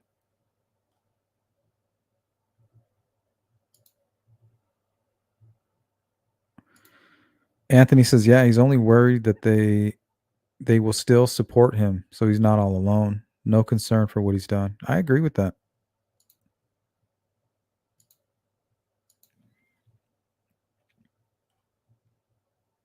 Okay, so his answer was yes. Mr. Allen does state a lot that he feels like he's being mentally tortured, that he has been pressed by family, Are they hurting you? Are they making you? And he, as far as physical torture, he always says no. He believes that psychological, mental torture is what they're doing. And he equates that to functions like it's loud in the prison at night and it keeps him awake. The lights are always on and it bothers him. And he correlates a lot of those activities with being a torture tactic that the DOC is using to mentally and psychologically affect him. You better get used to it. And so let's go back to what Mr. Rosie had objected to. You were going to share with the court the impressions of the guards with regard to Mr. Allen. Do you recall your statement you were going to make about what they had relayed to you? I do. Okay, could you please share that? Yes, the guards shared with me that they believe that Mr. Allen was receiving treatment that was above and beyond what the normal inmates at the facilities were receiving day in and day out.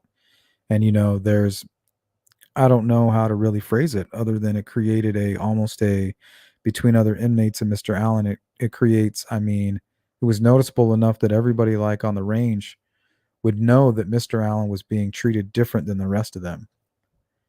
Different in a better way? Yes, different in a better way, correct. And did any of the officers that you interviewed relay their impressions that Mr. Allen was feigning or faking symptoms of psychosis to portray himself as crazy? Yeah, I would ask each and every one of them what they thought of the antics that Mr. Allen would portray. And without hesitation, Mr. Rosie says, Judge, I'm going to object. Can I ask a preliminary question? The court, Gull says yes. Rosie, are you communicating what some offender told you about their impression about Mr. Allen's psychiatric state? No. I was making a statement on what a DOC officer told me he believed Mr. Allen was doing. Mr. Rosie says, right. About the way he was acting, whether or not it was legitimate psychiatric issue or whether he was faking it, right? That's correct. Mr. Rosie says, okay, I object. Again, we're getting a little far afield of the basic, hearsay, admissibility rules. These people, these guards, have no qualifications to draw conclusions about psychiatric circumstances, in addition to the fact that it's hearsay. So I think that is beyond I'm objecting for that reason. Diener says, Judge, I'll rephrase the question to ask if officers relayed to him that they felt he was faking when he was acting out during April and May. I think that in a position of a correction officer at a DOC facility, that they would be in a position to give a layperson's opinion about what they were observing. The court, well, but not as it relates to psychiatric symptoms. I would sustain the objection on that. I'll rephrase the question. Officer Harsh or Detective Harshman, did you ask them questions about Mr. Allen's behavior not being consistent during the period of time that he was confessing? I did. Did they talk about him engaging in behavior described as bizarre? Mr. Rosie says, I'm going to object again. I'm not even sure who she's even talking about. Like who these people are. She's just saying, did they? So there's not really any indication of who. Ms. Diener says, officer companions. Mr. Rosie, who's he speaking with that's saying these things? The court, can you narrow it? Diener says, yeah, I can. Were there specific instances that you were interviewing a particular officer companion who documented a confession that coincided with behavior that would be considered bizarre? Yes. Okay. And did the officer make any statement to you with regard to having an opinion about whether Mr. Allen was faking? Rosie says, same objection. The court says overruled. Sit your punk ass down. Yes, they believed he was faking. Okay, and as you sit here today, you can tell me specifically which officer told you that? Correct. Because you don't have your notes in front of you? Correct. Okay, did more than one officer that was a door companion for Mr. Allen share that observation or opinion? I can tell you that I did check, and I interviewed a total of 10 of those officers, and going back to my reports, I would be surprised if 8 out of the 10 didn't have the same feeling about that. In reviewing your documents that you described, the door sheets, the phone calls, the video movement, did you ever find evidence that someone was been interrogating Mr. Allen? Not once. No other questions. Mr. Rosie, thank you. So let's take a break here. This will be the cross-examination by defense attorney Rosie.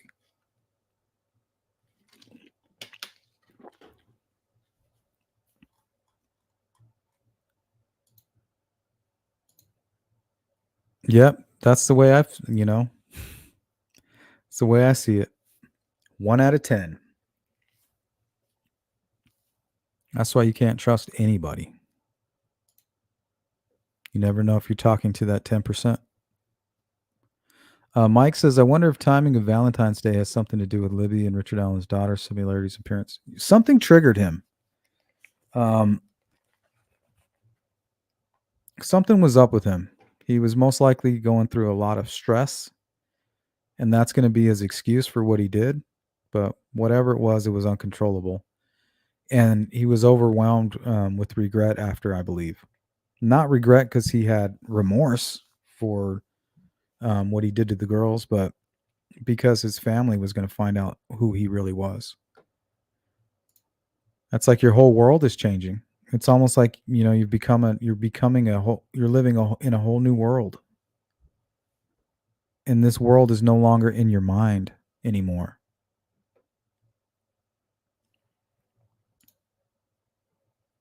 You can't hide it. You can't hide who you are anymore.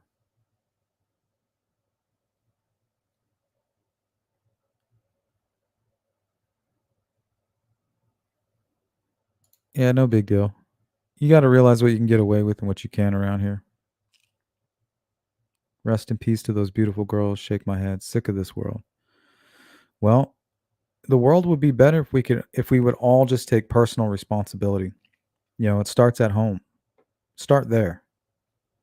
If you don't like what's going on politically, start in your home and then work out from there. But start with yourself first and then your home.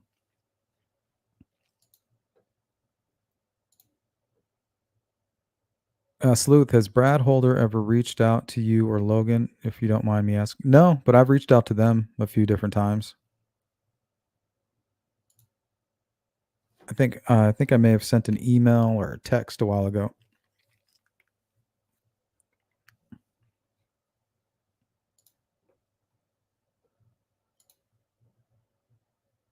Appreciate that. I try to be fair. Fair, but I'm firm. Yeah, they hold it down.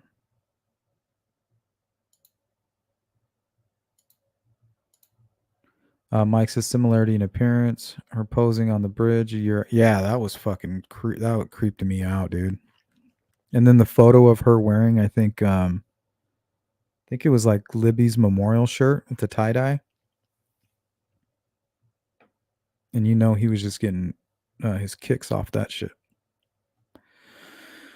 Yeah, we're gonna find out the truth soon enough, guys. Yeah, that's the thing, Kiwi. When you're a psychopath or a sociopath, harming others is just something that's always on the table. It's always an option because you don't look at people as human beings. You look at them as objects. And the way they're able to hide this personality disorder is through superficial charm, and at a very young age, learning that their behavior, you know, is drawing attention in a negative way.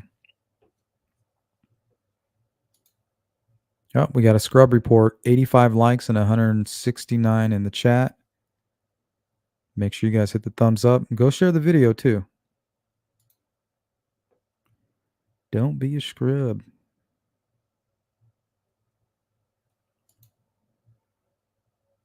Yeah, it's still creepy though. It's like you think he would be like, I got a better idea. let's not go to the bridge. You know, just the thought that it might have been his idea, you know, like why don't you go to the bridge? It's just an ugly thought. Thanks, Mike. I've been through some things.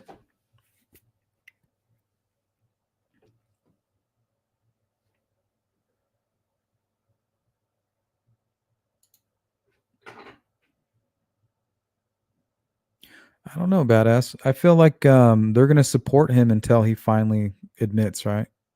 If he gives you plausible deniability, you're going to take it. I mean, just try to put yourself in her position. Like me, I worship my father, you know. I look up to my dad. I love him, you know, dearly. To think all of a sudden he's a killer of two beautiful young children, like it would just be real hard for me to accept that.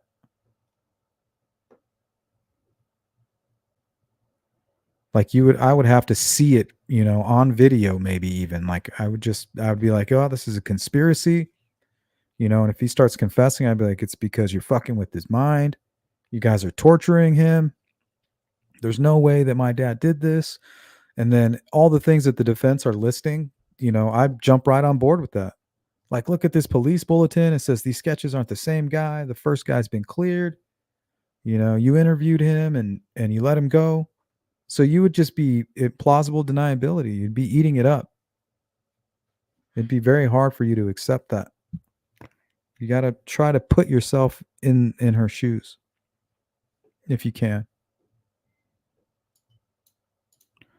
All right, here comes Mr. Rosie. Were you able to watch some of the videos of the inmate companions sitting at his door side? The videos that I had access to did not have any inmate companions in them. They were the videos that were used by the personnel during movements. Now, if there was companions caught in the frame when they were moving him, I would see a companion. I did not have like a hallway view.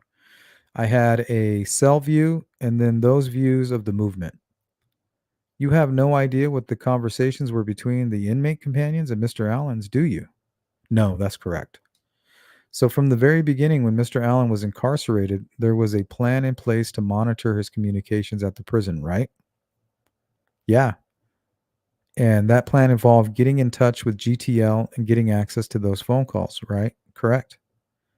And making arrangements with the DOC to obtain video, in-cell video of Mr. Allen 24 hours a day, 7 days a week, right? That was outside of my lane. That wasn't my responsibility, but I did receive those after the fact, yes. That was part of your job, was to review all of that as well. Yes, but I was not part of the making contact with the DOC and requesting that, so no. Okay, so some other officer was doing that, but you were getting the product?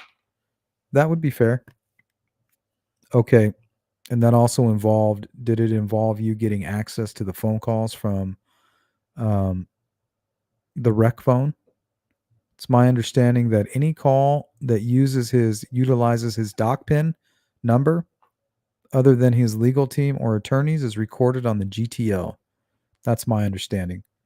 If it's different than that, I don't know.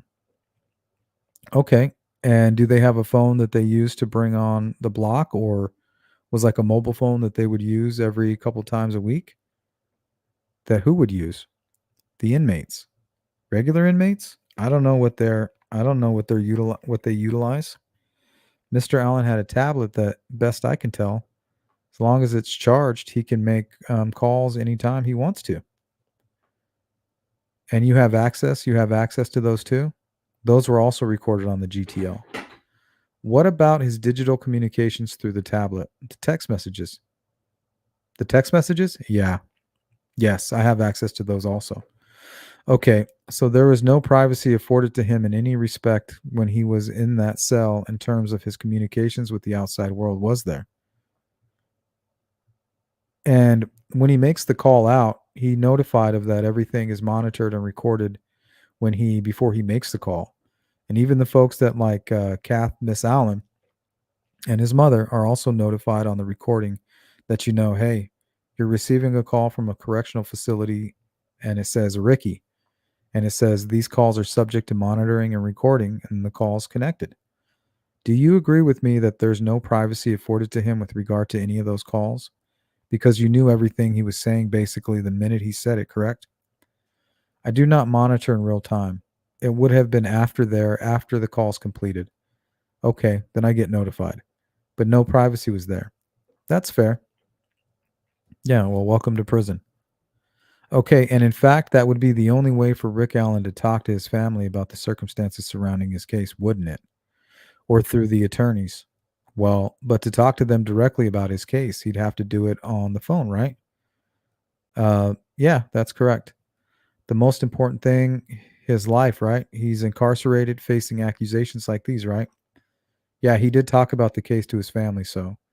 And he's not even able to do that without the police listening to that, is he? No. So there was a pretty involved process to make sure that all this information funneled to you pretty quickly, wasn't there? I don't think quickly would be a fair statement because nothing seems to funnel to me quickly.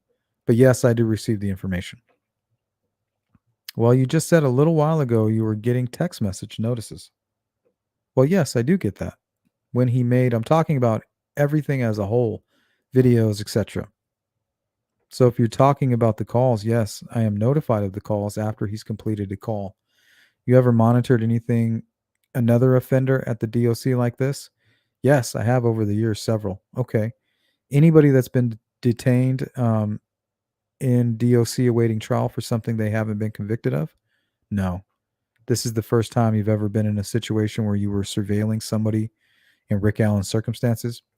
The only difference is it's because of the DOC. I mean, the county jails, yes. I monitor a county jail. Somebody who's waiting, all right, awaiting trial. And you never dealt with anybody up at the WCU, have you? Inmate-wise. Inmate-wise? Yeah, in the maximum security unit with Westville. No, not an inmate, no. So when you're watching these videos of him in his cell, you're seeing everything that he's doing, aren't you? Correct. If he goes to the bathroom, you get to watch, don't you? Not exactly what I want to do all day, but yes, I do see it. I understand that, but that's just the reality of the environment he's living in, right? Yes. The DOC officers, from a professionalism standpoint, have been over the top, you said. That's my opinion, yes. Okay. You see the videos of the DOC officers with their Odin patches on their chest? I have not seen any Odin patches on anybody's chest. And did you see the video? Strike that. Are you aware that there were officers up there with patches on their chest that said, I hate people? No, I've not been aware of those patches, no. Okay, did you see the video of him being transported in to get a haircut where the DOC officer realized that he had something on his chest and he ripped it off his chest, a patch? I remember a couple of times for a haircut, I believe. I do remember somebody ripping a patch off. Okay, did anybody amongst law enforcement communicate any of that to you? At one point, obviously, there was talk about somebody having patches at some point. Again, outside of my lane. So it wasn't anything I was involved in, so I don't. Well, you interviewed a bunch of guards, right? Yes, and as far as I know, none of them were involved in any of the patches. Did you ask them? Yes. Okay, so they all denied it. And the ones you interviewed, yeah, they denied it. Not one of the guards that you interviewed mentioned that they had anything to do with these patches or Odinism associated with that. Correct. None of them mentioned it. You think there's anything unusual about an inmate that is in confinement turning to God as a way to deal with circumstances of that confinement? No. I would imagine that the stresses associated with that confinement would lead people probably to try to find God. Well, one of the only things that Rick had in his cell was a Bible, right? I would say that's fair. I think he's got some magazines and some other stuff, but yeah, I mean, he doesn't have a lot of stuff in his cell. And then when they put him on close supervision, they even take his blanket from him, don't they? I would say that there's a reason for that. Yeah, the answer is yes, right? The answer is yes, they take his blanket. So they strip him down to bare essentials, right? That's outside my lane. That's how you know those are decisions that I don't make. But yes, it is. He would have less stuff in his cell, I guess. Yes. Right. Which you would be seeing on the video that there's really nothing in there. No, there's not a lot in there. Yeah. And he also, for long periods of time, had to wear a kimono, didn't he? They call it a suicide smock. But yes, I did see those. You acknowledge that he said things to officers and companions about his offense that are inconsistent with what happened at the crime scene. I did not say that I don't believe. Okay, you ever hear him say that he shot the two girls? That he shot them? Yeah, in the back. I don't know that I heard him say it. I don't understand what you're talking about, and I don't know. I don't think that's something that I heard him say. I don't know if that came out of an interview from somebody or not. I would have to check and see. I just don't know. That sounds like something you heard during the course of the investigation, right? I've heard that somewhere. And then he molested them, right? That I don't know. Sorry. Do you agree that a lot of the things that he said occurred, almost all of them within that, I think you said April, or you said maybe into early July, right? The abundance, yes. And the majority of those statements, what I would consider, I'm going to use the phrase generic, where he's saying, I killed Abby Williams and Libby German, or I killed those girls, right? Diener says, I object to the form of the question. Rosie says it's cross-examination. Court says overruled. Rosie says, thank you. Yes, there are those statements along with others, yes. Did you hear him early on in his period of incarceration from December or November of 2022 through March of 2023 professing his innocence? Yes, he has professed his innocence. And did you hear him doing it again in July, August, September, October, the end of to the end of his stay? The end of his stay at Westville? Well, the last, let's just say 5-6 months that he was there. It would vary. There would be times that there are times where he would profess his innocence, and then he'll follow it up with and around the I don't know how to explain it, but it's not a direct confession, but it'll be, something along the lines of an excuse for why he said what he said. So he will go back to it. But yes, I mean, he's confessed his guilt and he's tried to confess his innocence. And what is an accurate to say that one of the contexts in which these confessions came up is him referring back to what he told prison staff in April, May, and June? Like, does that come up often? That he talks about, I'm sorry, can you repeat the question? Yeah, like he might say, well, they said I confessed. Like he might make a reference like that on a phone call. Is that something you heard fairly routinely? Yes, but I don't consider that a confession. Right, but he's referencing these statements that occurred in April, May, and June, right? Correct. And that is part of the discussion even into the more recent past, right? Phone calls? I'm sorry. I just want to make sure I got. So he's saying he said those things are more recently in phone calls, right? Yes. Even since he's been at Wabash Valley? Well, he says that he goes back and talks about the time he made the confessions now. Right. He's making reference about the past and using the word confessed or confession, right? Well, he'll say, well, they say I confessed, If I confess, then convict me and send me to jail so we can get this over with, He'll attribute things like that. He'll say, if I confess, then whatever they say, I confessed, whatever. Okay. So that's, the kind of how he reverts back, I guess, if that answers your question. Thank you. November of 2022, you told Miss Diener that he was suggesting to, I think it was Kathy, that if they want me to just do an interview with the police, I'll do that. Yeah. He was fine with that, right? Yes, he made the statement. If this gets to be too much, go to the investigators and tell them. I'll tell them. I'll talk to them and I'll tell them everything they want to know. Okay. And that was it. Kind of taking chivalrous approach with his wife to this. He what? He was taking a chivalrous approach to his wife with this situation, right? I mean, that's a good assumption. I mean, I don't know. I don't really know what his motivation was. But yeah, I would think that would be chivalrous on his end if that was the purpose, I suppose. And you don't have any training in the field of psychiatry? Right. I do not. So you don't have an opinion about the impact that this long-term solitary confinement would have on his mental state, do you? No, not based on based on an education or a degree, no. Mr. Rosie says, I don't have any further questions. The court, Ms. Diener. Ms. Diener says, no other questions. All right, thank you.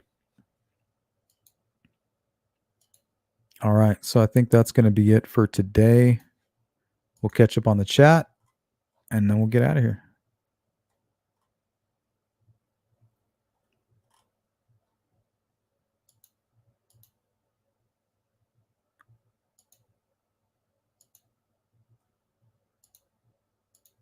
Yeah, Sleuth, the mother and mom, but not his daughter. I love my father, but he's abused me. Yeah, that'd be tough. Sorry to hear that, man. Cindy says, I think initially it'd be hard to accept, but I question at what point do you acknowledge what has happened? That's a good question. It's like you're torn. Like you want to confess, and then your family doesn't want you to. And then if you're a proactive person, then you got to try to manipulate your confessions, right? It's like damage control.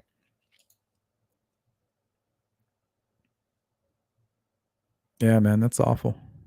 That is awful.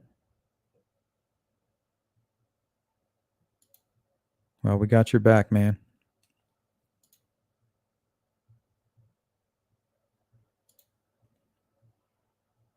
Don says, man, there was a guy on the memorial walk I went on that knew Richard Allen, and he said, I want to see concrete evidence. And he is not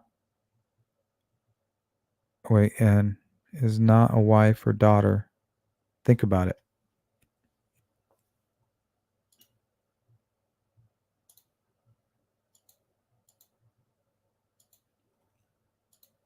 Are you getting some support, badass?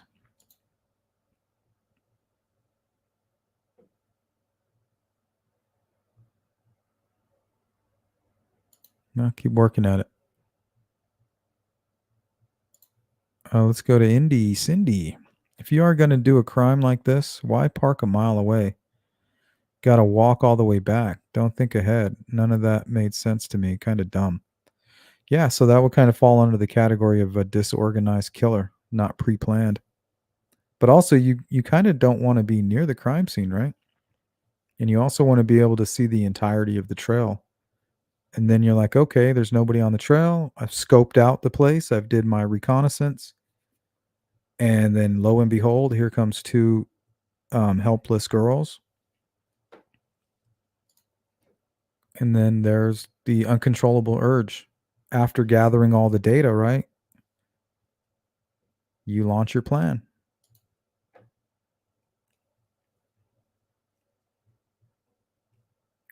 Then the crime scene kind of tells a story of a disorganized killer filled with regret, not for what he's done, but trying to cover it up so he doesn't get caught.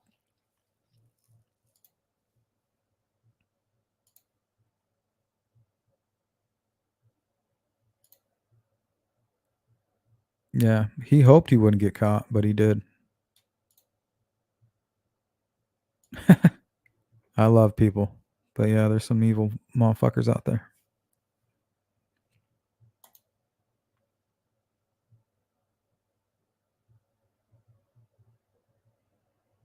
That's a good question. Hey, what's up, Fig? What is up? Thanks for reading this. It's great while I drive. Awesome, man. You're welcome. It's good to see you. Drive safely. Safe travels.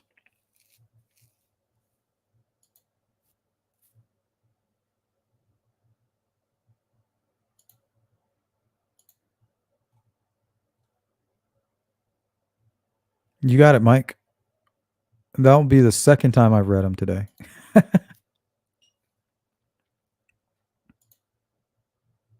all good. I like to read. It's a little bit harder to do it out loud, though. I feel like my voice is getting a little raspy.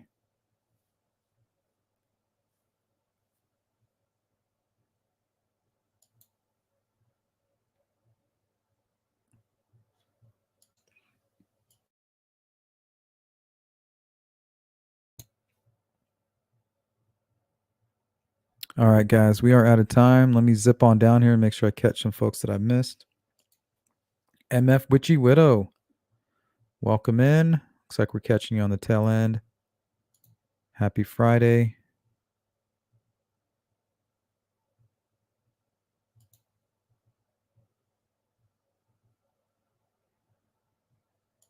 Fig says, if you said hi, hi back.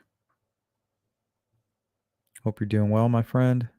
SEO dork for hire.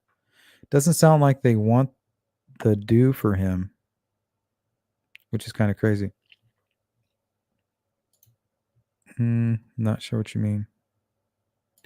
BTK used to park far away from his target victims. You're more agile on foot and harder to identify than a car. Yep. Because if otherwise, you would have to steal a car. And that's what professional criminals do. And then they don't have to worry about it.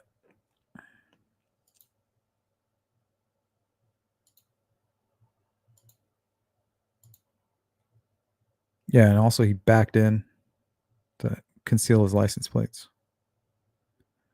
All right, Mustang says justice for Abby and Libby. And we're all caught up on the chat, guys. So shout out to everybody who caught the live stream, who sat through all of that. And if you're part of the replay crew, you know what to do. Drop a comment and I'll get back to you. And if you need to get a hold of me right away, you can always shoot me an email. sleuthintuition@gmail.com. And if you need any of my information or you want to check out my merch, go to sleuthintuition.com. And I'll catch you guys on the flip side. Peace.